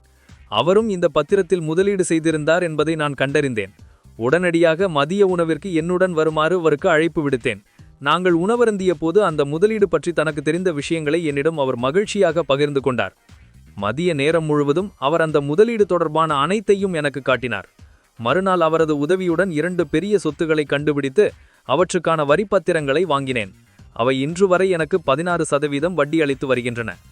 நான் முன்பு குறிப்பிட்ட புத்தகத்தை படிப்பதற்கு எனக்கு 1 நாள் ஆனது. நடவடிக்கை எடுப்பதற்கு 1 நாள் தேவைப்பட்டது. மதிய உணவிற்கு 1 மணி நேரம் ஆனது. 2 பெரிய முதலீடுகளை செய்வதற்கு 2 நாட்கள் ஆகின. 4. பயிற்சி வகுப்புகளிலும் பயிலரங்குகளிலும் கலந்து கொள்ளுங்கள். புத்தகங்களை படியுங்கள். புதிய சுவாரஸ்யமான பயிற்சி வகுப்புகளை நான் செய்தித்தாள்களிலும் இணையத்திலும் தேடுகிறேன். அவற்றில் பல இலவசமானவை அல்லது குறைந்த கட்டணத்தை கொண்டிருப்பவை. நான் கற்றுக்கொள்ள விரும்பும் விஷயம் தொடர்பான மிக அதிகமான கட்டணத்தை கொண்டிருக்கும் பயிலரங்குகளிலும் நான் கலந்து கொள்கிறேன். நான் பங்கு பெற்ற பயிற்சி வகுப்புகளின் காரணமாக நான் செல்வந்தனாக இருக்கிறேன். எனக்கு ஒரு வேலை தேவையில்லை. இந்த வகுப்புகளில் கலந்து கொள்ளாத என் நண்பர்கள் சிலர் நான் என் பணத்தை விரயம் செய்து கொண்டிருந்தேன் என்று கூறினார்கள். ஆனால் அவர்கள் அனைவரும் இன்றும் அதே வேலையில்தான் இருக்கின்றனர். 5. அதிகமாக விண்ணப்பியுங்கள். நான் ஒரு சொத்தை வாங்க விரும்பும் போது பல வீடுகளை நான் பார்க்கிறேன். பொதுவாக அவற்றுக்கு நான் கொடுக்க விரும்பும் விலையை குறிப்பிட்டு விண்ணப்பிக்கிறேன். எது சரியான விலை என்று உங்களுக்கு தெரியாவிட்டால் அது எனக்கும் தெரியாது. அது வீட்டுமனை தரகரின் வேலை. அவர்கள்தான் விலையை குறிப்பிட்டு விண்ணப்பிக்கின்றனர். நான் மிக குறைந்த அளவு வேலையே செய்கிறேன். குடியிருப்பு வீடுகளை எவ்வாறு வாங்குவது என்று என் தோழி ஒருவர் என்னிடம் கேட்டார். அதனால் ஒரு சனிக்கிழமை அன்று நானும் அவருடைய அகவரும் நானும் சேர்ந்து 6 குடியிருப்பு வீடுகளை பார்த்தோம். அவற்றில் 2 வீடுகள் நன்றாக இருந்தன. ஆனால் அந்த 6 வீடுகளுக்கும் விண்ணப்பிக்குமாறு நான் அவரிடம் கூறினேன். அவர்கள் உரிமைகள் என்ன விலையை கேட்கிறார்களோ அதில் பாதி விலைக்கு விண்ணப்பிக்குமாறு நான் அவருக்கு அறிவுறுத்தினேன். அதை கேட்டு அவருக்கும் அவருடைய அகவருக்கும் கிட்டத்தட்ட மாரடைப்பே வந்துவிட்டது. அது மரியாதை குறைவு என்று செயல் என்றும் அந்த உரிமைகளை அது அவமதிப்பது போல இருக்கும் என்றும் அவர்கள் கருதினார்கள். ஆனால் என் தோழியுடன் வந்த அகவர் அவ்வளவு கடினமாக வேலை செய்ய விரும்பவில்லை என்று எனக்கு தோன்றியது. அதனால் அவர்கள் எதுவும் செய்யாமல் அங்கிருந்து விட்டு வேறொரு வீட்டை பார்ப்பதற்கு அங்கிருந்து சென்று விட்டனர். அவர் இன்னும் சரியான விலையில் ஒரு வீட்டை தேடிக் கொண்டிருக்கிறார். இன்னொரு நபர் அந்த வீட்டை வாங்குவதற்கு ஒரு விலையை குறிப்பிட்டு விண்ணப்பிக்கும் வரை எது சரியான விலை என்று உங்களுக்கு தெரியாது. பெரும்பாலான உரிமையாளர்கள் அளவுக்கு அதிகமாக கேட்கிறார்கள். ஒரு வீட்டின் உண்மையான மதிப்பை விட குறைந்த விலைக்கு விலை பேசுவது அரிதான ஒரு விஷயம். இதிலிருந்து நீங்கள் கற்றுக்கொள்ள வேண்டிய பாடம் இதுதான். விலையை குறிப்பிட்டு விண்ணப்பியுங்கள். ஒன்றை விற்க முயற்சிப்பது எப்படி இருக்கும் என்பது குறித்து முதலீட்டாளர்கள் அல்லாத மக்களுக்கு எந்த யோசனையும் இருப்பதில்லை. பல மாதங்களாக நான் ஒரு வீட்டை விற்க விரும்பியிருந்தேன். எந்த விலைக்கும் நான் அதை விற்றிருப்பேன். என் வீட்டிற்கு 10 பன்றிகளை கொடுத்தால் கூட நான் சந்தோஷப்பட்டிருப்பேன். அவர் கொடுத்த பன்றிகளுக்காக அல்ல, மாறாக என் வீட்டில் அவர் ஆர்வம் காட்டியதற்காக அவர் கொடுக்க விரும்பிய 10 பன்றிகளுக்கு பதிலாக நான் ஒரு பன்றி பண்ணையை விலையாக கேட்டிருப்பேன். ஆனால் இந்த விளையாட்டு அப்படித்தான். வாங்குவதும் மற்றும் விற்பதும் உள்ளடக்கிய இந்த விளையாட்டு குதூகலமூட்டும் ஒன்றாகும். இதை மனதில் வைத்துக் கொள்ளுங்கள். இது குதூகலமூட்டும் ஒன்று. இது வெறும் விளையாட்டு மட்டும்தான். விலையை குறிப்பிட்டு விண்ணப்பியுங்கள். சிலர் சரி என்று கூறக்கூடும். நான் விண்ணப்பிக்கும் போது எப்போதும் சில தற்காப்பு நிபந்தனைகளோடு விண்ணப்பிப்பேன். வீட்டு மனைகளை வாங்கும் போதும் விற்கும் போதும் என் வியாபார கூட்டாளியின் ஒப்புதல் போன்ற சில எதிர்பாராத நிகழ்வுகளை நான் எனது விண்ணப்பத்தில் விவரமாக குறிப்பிடுவேன். யார் உங்களுடைய வியாபார கூட்டாளி என்று எந்த ஒரு போதும் குறிப்பிட வேண்டாம். என் பூனைதான் என் கூட்டாளி என்று பல மக்களுக்கு தெரியாது. அவர்கள் எனது விண்ணப்பத்தை ஏற்றுக்கொண்டபோது அந்த பரிவர்த்தனையில் எனக்கு விருப்பமில்லை என்றால் நான் என் வீட்டிற்கு தொலைபேசி அழைப்பை செய்து கூட்டாளியுடன் பேசுவது போல பாவனை செய்து என் பூனையுடன் பேசுவேன். இதை நான் வேடிக்கையாக குறிப்பிடுவதற்கு காரணம் இந்த விளையாட்டு எவ்வளவு எளிதானது, எவ்வளவு எளிமையானது என்பதை உங்களுக்கு காட்டுவதற்குதான். விஷயங்களை பலர் மிக கடினமாக்கி எல்லாவற்றையும் மிக தீவிரமாக எடுத்துக்கொள்கின்றனர். ஒரு நல்ல பரிவர்த்தனை, ஒரு சரியான தொழில் போன்றவற்றையும் சரியான மக்கள், சரியான முதலீட்டாளர்கள் போன்றவர்களையும் கண்டுபிடிப்பது மிகவும் சுலபம். சந்தைக்கு சென்று பலரிடம் பேச வேண்டும், ஏராளமாக விண்ணப்பிக்க வேண்டும். அவர்கள் கேட்கும் விலைக்கு நீங்கள் இன்னொரு விலையை கூற வேண்டும், பேரம் பேச வேண்டும், நிராகரிக்க வேண்டும், ஏற்றுக்கொள்ள வேண்டும். வீட்டில் அமர்ந்து கொண்டு யாரேனும் தங்களை தொலைபேசியில் அழைக்க வேண்டும் என்று எதிர்பார்த்திருக்கும் மக்கள் பலர் உள்ளனர். ஆனால் சந்தைக்கு செல்வது சிறந்தது. தேடுவது, விண்ணப்பிப்பது, நிராகரிப்பது, பேரம் பேசுவது, ஏற்றுக்கொள்வது ஆகிய அனைத்தும் வாழ்வில் கிட்டத்தட்ட அனைத்து விஷயங்களிலும் நிகழ்கின்ற செயல்முறையின் பல பகுதிகள்தாம். 1. ஒரு குறிப்பிட்ட இடத்தை மாதம் ஒருமுறை 10 நிமிடங்கள் சுற்றி வாருங்கள். ஒரு குறிப்பிட்ட இடத்தில் தொடர்ந்து காலை நேர ஓட்டத்தில் ஈடுபடுவது, காலார நடப்பது, காரில் உலா வருவது போன்றவற்றை செய்ததன் மூலம் நான் சில சிறந்த வீடு மனைகளில் முதலீடு செய்திருக்கிறேன். ஒரு குறிப்பிட்ட பகுதியை 1 வருடம் வரை நான் சுற்றி கொண்டே இருப்பேன். அங்கு ஏதேனும் மாற்றம் நிகழ்கிறதா என்று பார்ப்பேன். ஒரு பரிவர்த்தனையில் லாபம் கிடைக்க வேண்டும் என்றால் அதில் 2 விஷயங்கள் இருக்க வேண்டும்: பேரம் மற்றும் மாற்றம். ஏராளமான பேரங்கள் இருக்கின்றன, ஆனால் மாற்றம்தான் ஒரு பேரத்தை ஒரு லாபகரமான வாய்ப்பாக மாற்றுகிறது. எனவே நான் காலை நேர ஓட்டத்தில் ஈடுபட்டிருக்கும் போது நான் முதலீடு செய்ய விரும்புகின்ற ஓரிடத்தில் ஓடுகிறேன். தொடர்ந்து இவ்வாறு செய்வதுதான் அந்த இடத்தில் நிகழ்கின்ற லேசான மாற்றங்களை என் கவனத்திற்கு கொண்டு வருகின்றது. நீண்ட காலம் விற்பனையாகாமல் இருக்கின்ற வீடுகளை நான் பார்வையிடுகிறேன். அவற்றின் உரிமையாளர்கள் விற்பனைக்கு அதிக ஆர்வமாக இருப்பார்கள் என்று அர்த்தம். அந்த பகுதியில் வந்து போய்க் கொண்டிருக்கும் லாரிகளை நான் பார்க்கிறேன். அவற்றின் ஓட்டுநர்களிடம் நான் பேச்சு கொடுக்கிறேன். அஞ்சல்களை கொண்டு செல்லும் வாகனங்களின் ஓட்டுநர்களிடம் பேசுகிறேன். ஒரு பகுதியை பற்றி அவர்களுக்கு எவ்வளவு தகவல்கள் தெரிந்திருக்கிறது என்பதைக் கண்டு நான் வியக்கிறேன். நான் ஒரு மோசமான பகுதியை கண்டுபிடிக்கிறேன். குறிப்பாக செய்தி ஊடகங்களின் எதிர்மறையான செய்திகளின் காரணமாக மக்கள் பயந்து கொண்டு ஓடுகின்ற பகுதியை பார்க்கிறேன். அங்கு ஏதேனும் மாற்றம் ஏற்படுகிறதா என்று 1 வருடம் வரை நான் கண்காணிக்கிறேன். ஒரு மாதத்திற்கு ஒரு சில நிமிடங்கள் இதில் செலவிட்டால் போதும். ஆனால் நான் இதற்கென்று பிரத்யேகமாக வருவதில்லை. காலை நேரத்தில் ஓடுவது அல்லது கடைவீதிக்கு சென்று வருவது போன்ற ஏதேனும் ஒரு வேலையில் ஈடுபட்டிருக்கும் போது அப்படியே அந்த இடத்தை பார்வையிடுகிறேன். 2. அனைத்து சந்தைகளிலும் பேரங்களை தேடுங்கள். நுகர்வோர் எப்போதும் ஏழைகளாகவே இருப்பார்கள். பேரங்காடியில் ஒரு பொருள் தள்ளுபடியில் விற்பனையாகும் போது அவர்கள் ஓடிச் சென்று அப்பொருளை வாங்கி குவிக்கிறார்கள். ஆனால் வீடு மனைகளோ அல்லது பங்குகளோ தள்ளுபடி விலையில் விற்பனைக்கு வரும்போது, அதாவது வீழ்ச்சி ஏற்படும் போது, அதே நுகர்வோர் அங்கிருந்து தலை தெறிக்க முடிவிடுகிறார்கள். பேரங்காடி தனது பொருட்களின் விலைகளை அதிகரித்தால் இவர்கள் வேறெங்கேனும் சென்று வாங்குகின்றனர். ஆனால் வீடுமனை விலையோ அல்லது பங்குச்சந்தை விலையோ அதிகரிக்கும் போது அதே நுகர்வோர் ஓடிச் சென்று அவற்றை வாங்கத் துவங்குகின்றனர். ஒரு விஷயத்தை எப்போதும் நினைவில் வைத்திடுங்கள்: லாபங்கள் வாங்குவதில்தான் இருக்கின்றனவே தவிர விற்பதில் அல்ல. 3. சரியான இடங்களில் தேடுங்கள். எனது அண்டை வீட்டுக்காரர் ஒருவர் $1,00,000 விலையில் ஒரு வீடை வாங்கினார். அவர் வாங்கிய வீட்டிற்கு அடுத்து இருந்த அதே போன்ற இன்னொரு குடியிருப்பு வீட்டை நான் $50,000 வாங்கினேன். விலை ஏறுவதற்காகத்தான் காத்திருந்ததாக அவர் என்னிடம் கூறினார். வாங்கும்போதுதான் லாபம் கிடைக்கிறது, விற்பும்போது அல்ல என்று நான் அவருக்கு விளக்கினேன். தனக்கு சொந்தமாக ஒரு வீடு கூட இல்லாத ஒரு முகவரில் உதவியுடன் இவர் வீடு வாங்கச் சென்றிருந்தார். தவணைத் தொகை செலுத்தப்படாத காரணத்தினால் வீடுகள் ஏலத்திற்கு வந்த இடத்தில் நான் தேடினேன். இதை எவ்வாறு செய்வது என்பதை கற்றுக்கொள்வதற்கு $500 கொடுத்து ஒரு பயிற்சி வகுப்பில் நான் கலந்து கொண்டேன். வீடு மனைகளில் முதலீடு செய்வது பற்றிய ஒரு வகுப்பிற்கு $500 அதிகம் என்று என் அண்டை வீட்டுக்காரர் நினைத்தார். அதற்கான நேரமோ அல்லது பணமோ தன்னிடம் இல்லை என்று அதற்கு காரணம் கூறினார். எனவே விலை ஏறுவதற்காக அவர் காத்திருக்கிறார். 4வது, வாங்க விரும்பும் மக்களை முதலில் தேடுங்கள், பிறகு விற்க விரும்பும் மக்களை தேடுங்கள். என் நண்பர் ஒருவர் ஒரு குறிப்பிட்ட நிலத்தை வாங்க விரும்பினார். அவரிடம் பணம் இருந்தது, ஆனால் நேரமில்லை. என் நண்பர் வாங்க விரும்பிய நிலத்தை விட பெரிய நிலத்தை ஒன்றை நான் கண்டுபிடித்து என் நண்பரை அழைத்து அவருக்கு ஒரு நிலத்தை பார்த்திருக்கிறேன் என்று கூறினேன். அந்த நிலத்தில் ஒரு பகுதியை தான் வாங்க விரும்புவதாக அவர் என்னிடம் கூறினார். எனவே அந்த பகுதியை அவருக்கு விற்றுவிட்டு பிறகு நான் அந்த நிலத்தை வாங்கினேன். மீதமிருந்த இடத்தை நான் எனக்கு இலவசமாக வைத்துக் கொண்டேன். இந்த கதையின் நீதி இதுதான். பெரிய கேக்கை வாங்கி அதை துண்டுகளாக்கிக் கொள்ளுங்கள். பெரும்பாலான மக்கள் தங்களுக்கு கட்டுப்படியான ஒன்றைத்தான் தேடுவார்கள். எனவே அவர்கள் சிறிய நிலங்களை தேடுவார்கள். கேக்கின் ஒரு சிறு துண்டை மட்டுமே அவர்கள் வாங்குகிறார்கள். எனவே சிறிய நிலத்திற்கு அதிக விலை கொடுத்து வாங்குகிறார்கள். சிறிதாக சிந்திப்பவர்களுக்கு பெரிய வாய்ப்புகள் கிடைப்பதில்லை. நீங்கள் பணக்காரராக விரும்பினால் பெரிதாக சிந்தியுங்கள். 5வது, பெரிய அளவில் சிந்தியுங்கள். சில்லறை விற்பனையாளர்கள் பெரிய தள்ளுபடிகளை கொடுப்பதை சில்லறை விற்பனையாளர்கள் பெரிதும் விரும்புகிறார்கள். ஏனென்றால் பெரிதாக செலவு செய்பவர்களை பெரும்பாலான தொழிலதிபர்களுக்கு பிடிக்கும். என் நிறுவனத்திற்கு கணிப்பொறிகள் வாங்குவதற்காக நான் சந்தைக்கு சென்றபோது என் நண்பர்கள் பலரையும் அழைத்து கணிப்பொறிகள் வாங்க அவர்களுக்கு விருப்பமா என்று அவர்களிடம் கேட்டேன். அவர்களும் அதற்கு சம்மதித்தனர். பிறகு நாங்கள் பல கணிப்பொறிகள் வாங்க விரும்பியதால் பல்வேறு விநியோகிப்பாளர்களிடம் சென்று நாங்கள் பேரம் பேசினோம். பங்குகள் விஷயத்திலும் நான் இதை செய்திருக்கிறேன். சிறியவர்கள் சிறிய அளவிலேயே இருந்து விடுவதற்கு அவர்கள் சிறிய அளவில் சிந்திக்கிறார்கள், சிறிய அளவில் நடவடிக்கை எடுக்கிறார்கள், அல்லது எந்த நடவடிக்கையுமே எடுப்பதில்லை என்பதுதான் காரணம். 6வது, வரலாற்றிலிருந்து கற்றுக்கொள்ளுங்கள். அனைத்து பெரிய நிறுவனங்களும் பங்குச் சந்தையில் சிறிய நிறுவனங்களாகத்தான் தொடங்கின. ஹார்லண்ட் சாண்டர்ஸ் தனது 66வது வயதில் தன்னுடைய எல்லா பணத்தையும் தொலைத்த பிறகுதான் பணக்காரரானார். பில் கேட்ஸ் தன்னுடைய 30வது வயதிற்குள் உலகின் மிகப்பெரிய பணக்காரர்களில் ஒருவராக ஆனார். செயல்பாடு எப்போதும் செயலின்மையை தோற்கடிக்கின்றது.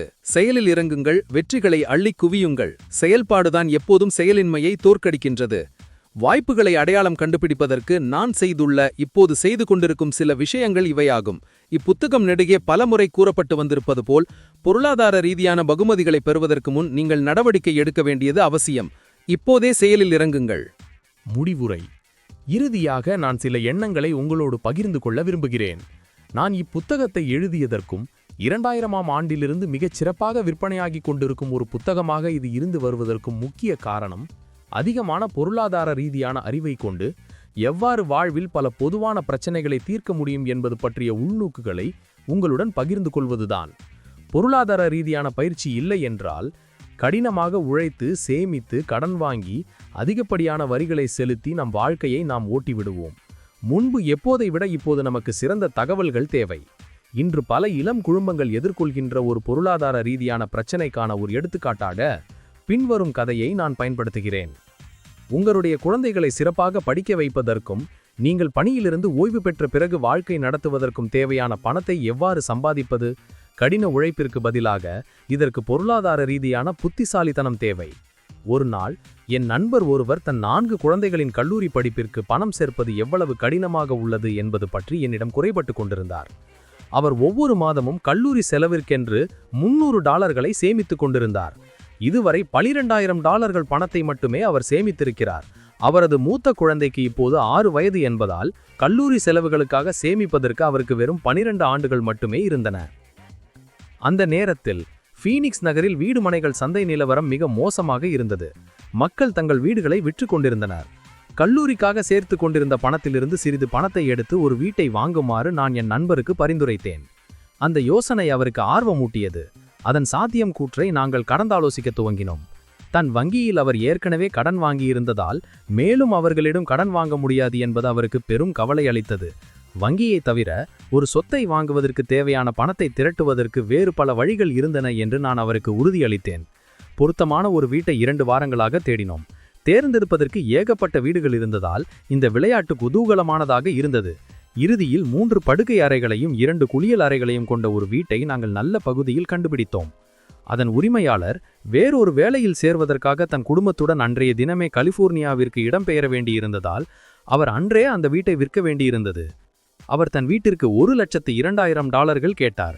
ஆனால் நாங்கள் $79,000 மட்டுமே தர முடியும் என்று கூறினோம்.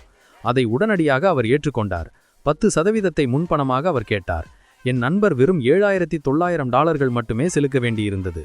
அந்த வீட்டு உரிமையாளர் அங்கிருந்து நகர்ந்தவுடன் என் நண்பர் அந்த வீட்டை வாடகைக்கு விட்டார். தவணை தொகை உட்பட அனைத்து செலவுகளும் போக ஒவ்வொரு மாதமும் அவருக்கு $125 பணம் கிடைத்தது. அந்த வீட்டை 12 ஆண்டுகள் வைத்திருந்து ஒவ்வொரு மாதமும் $125 தொகையை கூடுதலாக முதலுக்கு செலுத்தி வீட்டுக்கடனை விரைவில் அடைக்கும் ஒன்றென்று அவர் திட்டமிட்டார். 12 வருடங்களில் வீட்டு கடனில் பெரும்பகுதி அடைக்கப்பட்டுவிடும் என்பதையும் அவரது முதல் குழந்தை கல்லூரிக்கு செல்ல துவங்கும் நேரத்தில் வாடகை மூலம் ஒவ்வொரு மாதமும் $800 பணம் அவருக்கு கிடைக்கும் என்பதையும் நாங்கள் கணக்கிட்டோம். வீட்டின் விலை அதிகரித்திருந்தால் அதை விற்கவும் முடியும் என்பதையும் நாங்கள் கண்டோம். 3 வருடங்களுக்கு பிறகு ஃபீனிக்ஸின் சந்தை நிலவரம் மிக மேம்பாடு அடைந்தது. என் நண்பரின் வீட்டில் வாடகைக்கு இருந்த ஒருவர் அந்த வீட்டை $1,56,000 வாங்கிக் கொள்ள முன்வந்தார். இது பற்றிய எனது அபிப்பிராயத்தை என் நண்பர் என்னிடம் கேட்டார். வீட்டை விற்றுவிட்டு அதிலிருந்து கிடைக்கும் பணத்தை அரசு வரிவிலக்கு பத்திரங்களில் முதலீடு செய்வதாக நான் அவருக்கு அறிவுரை கூறினேன். இதன் விளைவாக அவருக்கு கிட்டத்தட்ட $80,000 பணம் கையில் கிடைத்தது. பிறகு டெக்சாஸ் மாநிலத்தில் உள்ள என் நண்பர் ஒருவரை அழைத்து இந்த பணத்தை ஒரு சிறிய சேமிப்பு கிடங்கில் முதலீடு செய்தோம். 3 மாதத்தில் அதிலிருந்து கிடைத்த வாடகை மூலம் என் நண்பருக்கு ஒவ்வொரு மாதமும் $1,000 பணம் கிடைத்தது. அதை அவர் தன் குழந்தைகளின் கல்லூரி நிதியில் சேமித்தார். ஓரிரு வருடங்களுக்கு பிறகு அந்த சிறிய சேமிப்பு கிடங்கை விற்றதன் மூலம் என் நண்பருக்கு கிட்டத்தட்ட $3,30,000 பணம் கிடைத்தது.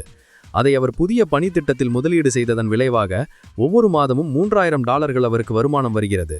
இதையும் அவர் தன் குழந்தைகளின் கல்லூரி நிதியில் சேமிக்கிறார். தன் இலக்கு இப்போது சுலபமாக நிறைவேறிவிடும் என்ற அவர் உறுதியான நம்பிக்கையோடு இருக்கிறார். துவக்கத்தில் அவருக்கு வெறும் $7,900 பணமும் சிறிதளவு பொருளாதார ரீதியான அறிவும் மட்டுமே தேவைப்பட்டன. அவரது குழந்தைகள் இப்போது தங்களுக்கு விருப்பமான படிப்பை தொடர முடியும். அதன் பிறகு அவர் பணியிலிருந்து ஓய்வு பெற்ற பிறகு வாழ்க்கை நடத்துவதற்கு அவரது சொத்து அவருக்கு உதவும். இந்த வெற்றிகரமான முதலீட்டு உத்தியின் விளைவாக அவர் வெகு சீக்கிரம் ஓய்வு பெற்றுவிடலாம். இப்புத்தகத்தை படித்ததற்கு நன்றி. பணத்தின் சக்தியை உங்களுக்கு வேலை செய்வதற்கு பயன்படுத்துவதை பற்றிய சில உள்நோக்குகளை இது உங்களுக்கு கொடுத்திருக்கும் என்று நம்புகிறேன். இன்று நாம் வெறுமனே உயிர் பிழைத்து இருப்பதற்கு கூட அதிகப்படியான பொருளாதார ரீதியான அறிவு தேவை. பணம் செய்வதற்கு பணம் தேவை என்ற யோசனை பொருளாதார விவரங்கள் எதுவும் தெரியாத மக்களின் கூற்று. பணம் என்பது ஒரு யோசனைதான். நீங்கள் அதிக பணத்தை விரும்பினால் வெறுமனே உங்கள் சிந்தனையை மாற்றுங்கள். சுயமாக முன்னேறிய ஒவ்வொருவரும் ஒரு யோசனையை கொண்டு சிறிய அளவில்தான் துவங்கினார்கள். பிறகு அதை பெரிதாக மாற்றினார்கள். முதலீட்டிற்கும் இது பொருந்தும்.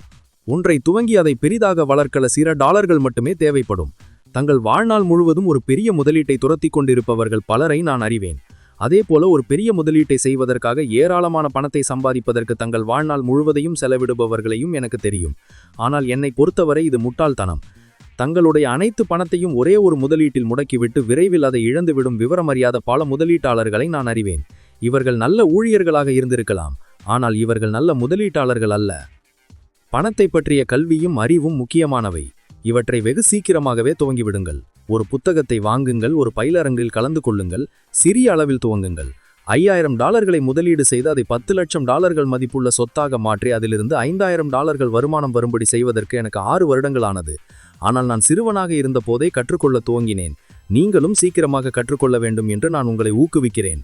ஏனென்றால் இது அவ்வளவு கடினமானது அல்ல. உண்மையில் இது என்னவென்று உங்களுக்கு புரிந்துவிட்டால் இது மிகவும் சுலபம். நான் கூற விரும்பிய நல்ல செய்தியை தெளிவாக கூறிவிட்டேன் என்று நம்புகிறேன். உங்கள் தலைக்குள் என்ன இருக்கிறதோ அதுதான் உங்கள் கையில் என்ன இருக்கிறது என்பதை நிர்ணயிக்கிறது. பணம் என்பது ஒரு யோசனைதான். நெப்போலியன் ஹில் எழுதிய சிந்தனையை ஒருமுகப்படுத்தி செல்வத்தை குவியுங்கள் என்ற ஒரு புத்தகம் உள்ளது. அதன் தலைப்பு கடினமாக உழைத்து செல்வத்தை குவியுங்கள் என்பது அல்ல. பணத்தை உங்களுக்கு கடினமாக உழைக்க வைப்பதற்கு கற்றுக்கொள்ளுங்கள். அப்போது உங்கள் வாழ்க்கை சுலபமானதாகவும் மகிழ்ச்சியானதாகவும் இருக்கும். இன்று பாதுகாப்பாக விளையாடாதீர்கள், மாறாக சாமர்த்தியமாக விளையாடுங்கள். 3 வகையான வருமானம். கணக்கியல் உலகில் 3 வெவ்வேறு வகையான வருமானங்கள் உள்ளன. சம்பாதிக்கும் மூலம் கிடைக்கும் வருமானம், முதலீடுகளின் மூலம் கிடைக்கும் வருமானம் மற்றும் அசையும் மற்றும் அசையா சொத்துக்கள் தொடர்ந்து கொடுத்து கொண்டிருக்கும் வருமானம். பள்ளிக்கு சென்று படி, நல்ல மதிப்பெண்களை வாங்கு, ஒரு பாதுகாப்பான வேலையை தேடு என்று என் ஏழை தந்தை என்னிடம் கூறின போது அவர் சம்பாதிக்கப்படுகின்ற ஊதியத்திற்காக வேலை செய்வமாறு என்னை பரிந்துரை கொண்டிருந்தார். ஆனால் என் பணக்கார தந்தை பணத்திற்காக பணக்காரர்கள் வேலை செய்வதில்லை, தங்கள் பணம் தங்களுக்கு வேலை செய்யும்படி பார்த்துக் கொள்கிறார்கள் என்று கூறினபோது அவர் வீடுமனைகளில் செய்துள்ள முதலீடுகளிலிருந்தும் பங்குகள் மற்றும் பத்திரங்களிலிருந்தும் வருகின்ற வருமானத்தை பற்றி பேசிக் கொண்டிருந்தார். பில்கேட்ஸை பணக்காரராக்கியது பங்குகள் மற்றும் பத்திரங்களில் இருந்து வந்த வருமானமே அன்றி அவர் உழைத்து சம்பாதித்ததால் வந்த வருமானம் அல்ல. ஊதியத்திலிருந்து வரும் வருமானத்தை விரைவில் சொத்துக்களில் இருந்து வரும் வருமானமாகவும் பங்குகள் மற்றும் பத்திரங்களில் இருந்து வரும் வருமானமாகவும் மாற்றக்கூடிய திறன்தான் செல்வத்தாறுவதற்கான திறவுகோல் என்று என் பணக்கார தந்தை கூறுவது வழக்கம். ஊதியத்தில் இருந்து வரும் வருமானத்தின் மீது அதிக வரிகள் விதிக்கப்படுகின்றன. சொத்துக்களில் இருந்து வரும் வருமானத்தின் மீது மிக குறைந்த வரிகள் விதிக்கப்படுகின்றன. உன் பணம் ஏன் உனக்கு கடினமாக உழைக்க வேண்டும் என்ற இன்னொரு காரணமும் இருக்கிறது. நீ கடினமாக உழைத்து சம்பாதிக்கும் பணத்திற்கு கரசானம் விதிக்கும் வரி உன் பணம் உனக்கு உழைக்க வந்ததிலிருந்து கிடைக்கும் வருமானத்தின் மீது விதிக்கும் வரியை விட மிகவும் அதிகம் என்று அவர் கூறினார். வியாபார உலகில் 4 வகையான மக்கள் இருக்கின்றன என்ற rich dad's cash flow quadrant என்ற எனது 2வது புத்தகத்தில் நான் குறிப்பிட்டேன்.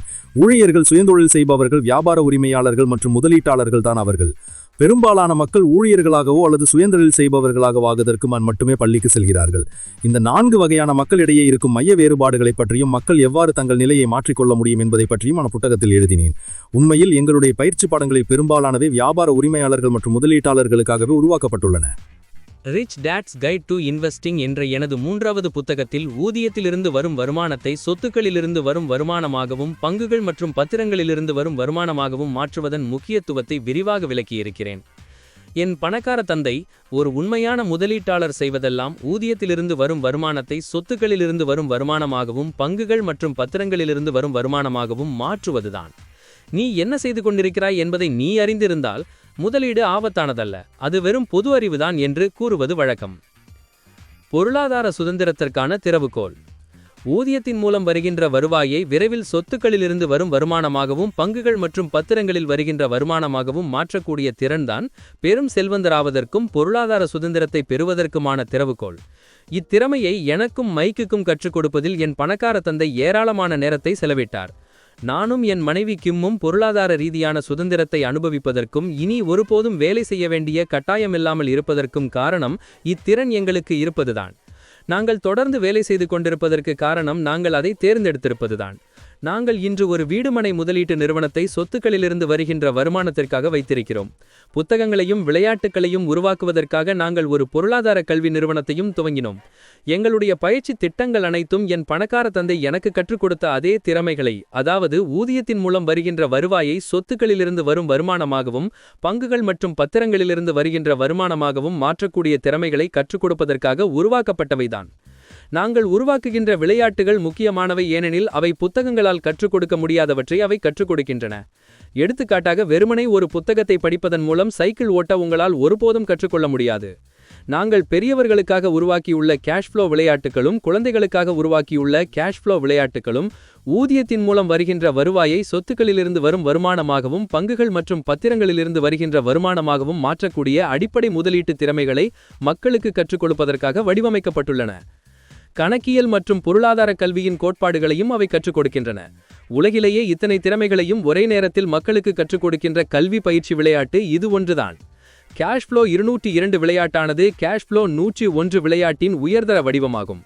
கேஷ் ஃப்ளோ 202 விளையாட்டை விளையாடுவதற்கு முன் கேஷ் ஃப்ளோ 101 பற்றிய முழுமையான புரிதல் தேவைப்படுகிறது. கேஷ் ஃப்ளோ 101 மற்றும் குழந்தைகளுக்கான கேஷ் ஃப்ளோ விளையாட்டுகள் அடிப்படை முதலீட்டின் கொள்கைகளை கற்றுக் கொடுக்கின்றன. நுட்பமான முதலீடானது மேம்பட்ட வர்த்தக உத்திகளை உள்ளடக்கியது. இந்த உயர்தர உத்திகளை ஒருவர் புரிந்து கொள்ளும்போது பங்குச்சந்தை உயரும் போதும் வீழ்ச்சி அடையும் போதும் பணம் சம்பாதிப்பதற்கான திறனை பெறுகிறார். என் பணக்கார தந்தை ஓர் உண்மையான முதலீட்டாளர் சந்தை உயரும் போதும் வீழ்ச்சி அடையும் போதும் பணத்தை உருவாக்குகிறார் என்று கூறுவார்.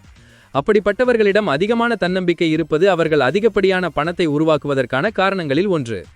தோற்பது குறித்த பயம் அவர்களிடம் மிக குறைவாகவே இருப்பதால் அவர்கள் அதிக தன்னம்பிக்கையை கொண்டுள்ளனர் என்று என் பணக்கார தந்தை கூறுவார். வேறு வார்த்தைகளில் கூறினால், சராசரி முதலீட்டாளர்களுக்கு பணத்தை இழப்பது குறித்த பயம் அதிகமாக இருப்பதால் அவர்கள் குறைவான பணத்தை மட்டுமே சம்பாதிக்கின்றனர். இழப்புகளிலிருந்து தங்களை எவ்வாறு பாதுகாத்துக் கொள்ள வேண்டும் என்று சராசரி முதலீட்டாளர்களுக்கு தெரிவதில்லை. கேஷ் ஃப்ளோ 202 விளையாட்டு இதைத்தான் கற்றுக் கொடுக்கிறது. முதலீடு செய்வது ஆபத்தானது என்று சராசரி முதலீட்டாளர்கள் நினைக்கின்றனர். ஏனெனில் தொழில்முறை ரீதியான முதலீட்டாளர்களாக இருப்பதற்கு அவர்கள் முறையாக பயிற்றுவிக்கப்படவில்லை.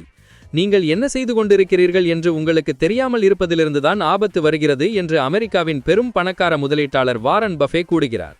நாங்கள் உருவாக்கியுள்ள விளையாட்டுகள் முதலீட்டின் எளிய அடிப்படை கொள்கைகளை கற்றுக் கொடுக்கின்றன. உங்களுடைய கல்வி ரீதியான விளையாட்டுகள் அனைத்தும் அதிக விலை உயர்ந்தவையாக இருக்கின்றன என்று அவ்வப்போது யாரேனும் கூறுவது என் காதுகளில் விழுகிறது. இது முதலீட்டிற்கான மாற்றகளம் அல்லது கொடுத்த பணத்திற்கு இணையான மதிப்பு திருப்பிக் கொடுக்கப்படுதல் என்ற கேள்வியை எழுப்புகிறது. நான் அவர்கள் கூறுவதை ஆமோடிட்டு தலையாட்டிவிட்டு, ஆமாம், அவை அதிக விலையுறந்தவையாக இருக்கலாம், குறிப்பாக வெறுமனே பொழுதுபோக்கிற்கான விளையாட்டுகளோடு ஒப்பிட்டு பார்க்கும்போது. ஆனால் கல்லூரி பட்டப்படிப்பு, ஊதியத்திற்காக வாழ்நாள் முழுவதும் உழைப்பது, அளவுக்கு அதிகமான வரி செலுத்துவது, பிறகு முதலீட்டு சந்தைகளில் நீங்கள் சம்பாதித்த பணம் முழுவதும் போய்விடுமோ என்று பயந்து கொண்டு வாழ்வது ஆகியவற்றோடு ஒப்பிட்டு பார்த்தால் என்னுடைய விளையாட்டுகள் விலை குறைந்தவைதான் என்று பதிலளிக்கிறேன். யாரேனும் ஒருவர் என்னுடைய விளையாட்டுகளின் விலையை பற்றி முணுமுணுப்பதை கேட்டுக்கொண்டிருந்த போது, நீ பணக்காரனாக இருக்க விரும்பினால் எந்த வருமானத்திற்காக நீ கடினமாக உழைக்க வேண்டும், அதை எவ்வாறு தக்க வைத்துக் கொள்ள வேண்டும், அதை இழப்பிலிருந்து எவ்வாறு பாதுகாத்துக் கொள்ள வேண்டும் என்பதும் உனக்கு தெரிந்திருக்க வேண்டும். மாபெரும் செல்வத்திற்கான ரகசியம் இதுதான். இந்த 3 வகையான வருமானங்களுக்கு இடையே உள்ள வித்தியாசங்கள் உனக்கு புரியாவிட்டாலோ அல்லது அந்த வருவாய்களை கைவசப்படுத்தி பாதுகாத்துக் கொள்வதற்கான திறமைகளை நீ கற்றுக்கொள்ளாவிட்டாலோ நீ உன் வாழ்நாள் முழுவதும் உன் திறனுக்கு குறைவாகவே சம்பாதிப்பாய், தேவைக்கு அதிகமாக நீ கடினமாக உழைப்பாய் என்று என் பணக்கார தந்தை கூறுவது என் காதில் ரீங்காரமிடும். வெற்றிகரமாக இருப்பதற்கு ஒரு நல்ல கல்வி தகுதியும் ஒரு நல்ல வேலையும் பல வருட கடின உழைப்பும் இருந்தால் போதும் என்று என் ஏழை தந்தை நினைத்தார். ஒரு நல்ல கல்வி தகுதி முக்கியம் என்று என் பணக்கார தந்தையும் நினைத்தார். ஆனால் 3 வகையான வருமானங்களுக்கு இடையே உள்ள வித்தியாசங்களையும் எந்த வருமானத்திற்கு கடினமாக உழைக்க வேண்டும் என்பதையும் நானும் மைக்கும் தெரிந்திருக்க வேண்டும் என்று அவர் கருவினார். அவரை பொறுத்தவரை அது வெறும் பொருளாதார கல்வி இல்லை, வெறும் அடிப்படை பொருளாதார கல்வி. இந்த 3 வகையான வருவாய்களில் உள்ள வித்தியாசங்களை அறிந்திருப்பதும் வெவ்வேறு வருவாய்களை கைவசப்படுத்திக் கொள்வதற்கான திறமைகளை கற்றுக்கொள்வதும் மாபெரும் செல்வத்தையும் பொருளாதார சுதந்திரத்தையும் பெற முயற்சி செய்பவர்களுக்கு மிக மிக தேவையான அடிப்படை கல்வி. பணக்காரர்கள் பணத்திற்காக வேலை செய்வதில்லை, பணத்தை தங்களுக்காக கடினமாக உழைக்க வைப்பது எப்படி என்பதை அவர்கள் அறிந்திருக்கிறார்கள் என்பது பணக்கார தந்தை குறிப்பிடும் முதல் பாடம். ஊதியத்தின் மூலம் வருகின்ற வருவாய் என்பது நீ வேலை செய்து சம்பாதிக்கும் பணம். சொத்துக்கள், பங்குகள் மற்றும் பத்திரங்களிலிருந்து வருகின்ற வருவாயானது பணம் உனக்காக வேலை செய்து உருவாக்கும் பணமாகும். இந்த சிறிய வித்தியாசத்தை நான் தெரிந்து கொண்டிருந்தது என் வாழ்வில் பெரும் வித்தியாசத்தை ஏற்படுத்தியது. செயலில் இறங்குகள். உங்கள் அனைவருக்கும் 2 மாபெரும் பரிசுகள் கொடுக்கப்பட்டுள்ளன. உங்கள் மனமும் உங்கள் நேரமும் தான். அவற்றை கொண்டு நீங்கள் என்ன செய்கிறீர்கள் என்பது உங்கள் பொறுப்பு. உங்கள் கையில் வந்து சேரும் ஒவ்வொரு டாலர் பணத்தை கொண்டும் உங்கள் தலைவிதையை தீர்மானிக்கும் சக்தி உங்கள் ஒருவனுக்கு மட்டுமே உண்டு. அதை நீங்கள் முட்டாள்தனமாக செலவழித்தால் ஏழையாக இருப்பதை நீங்கள் தேர்ந்தெடுக்கிறீர்கள். அதை கடன்களில் செலவழித்தால் நடுத்தர வர்க்கத்தினர் ஒருவராக நீங்கள் ஆகிவிடுகிறீர்கள். அதை உங்கள் மனவை பயிற்சி விற்பதில் முதலீடு செய்து சொத்துக்களை குவிக்க ஹேப்படி என்பதை நீங்கள் கற்றுக்கொள்ளும்போது செல்வத்தை உங்கள் இலக்காகவும் உங்கள் எதிர்காலமாகவும் நீங்கள் தேர்ந்தெடுக்கிறீர்கள். விருப்பத்தேர்வும் உங்களுடையது மட்டுமே. ஒவ்வொரு நாளும் ஒவ்வொரு டாலர் பணத்தையும் பயன்படுத்தி நீங்கள் யாராக தீர்மானிக்கிறீர்கள்? பணக்காரரா, ஏழையா அல்லது நடுத்தர வர்க்கத்தை சேர்ந்தவரா? இந்த அறிவை உங்கள் குழந்தைகளுடன் பகிர்ந்து கொள்ளுங்கள். அப்போது அவர்களின் எதிர்காலத்திற்கு நீங்கள் அவர்களை தயார் செய்கிறீர்கள். வேறு யாரும் இதை அவர்களுக்காக செய்யப்போவதில்லை. உங்கள் எதிர்காலமும் உங்கள் குழந்தைகளின் எதிர்காலமும் நீங்கள் இன்று தேர்ந்தெடுக்கும் விஷயங்களால் தான் தீர்மானிக்கப்படுகின்றன. அல்லையென்றால் நாளைக்கு நீங்கள் தேர்ந்தெடுக்கப் போகின்ற விஷயங்களால் தீர்மானிக்கப்படவில்லை. உங்கள் வாழ்வில் உங்களுக்கு நிறைய செல்வமும் மட்டற்ற மகிழ்ச்சியும் ஏற்பட வேண்டும் என்று வாழ்த்துகிறேன். Robert Kiyosaki. இதுதான் இன்னைக்கு சாப்டர் 8 and 9ஓட full part. Today we completed the last and final part 9. I will upload the entire Rich Dad Poor Dad full 1 audiobook very soon. Please like, share and subscribe பண்ணுங்க. உங்களோட support தான் எனக்கு ரொம்ப motivation. Yellow.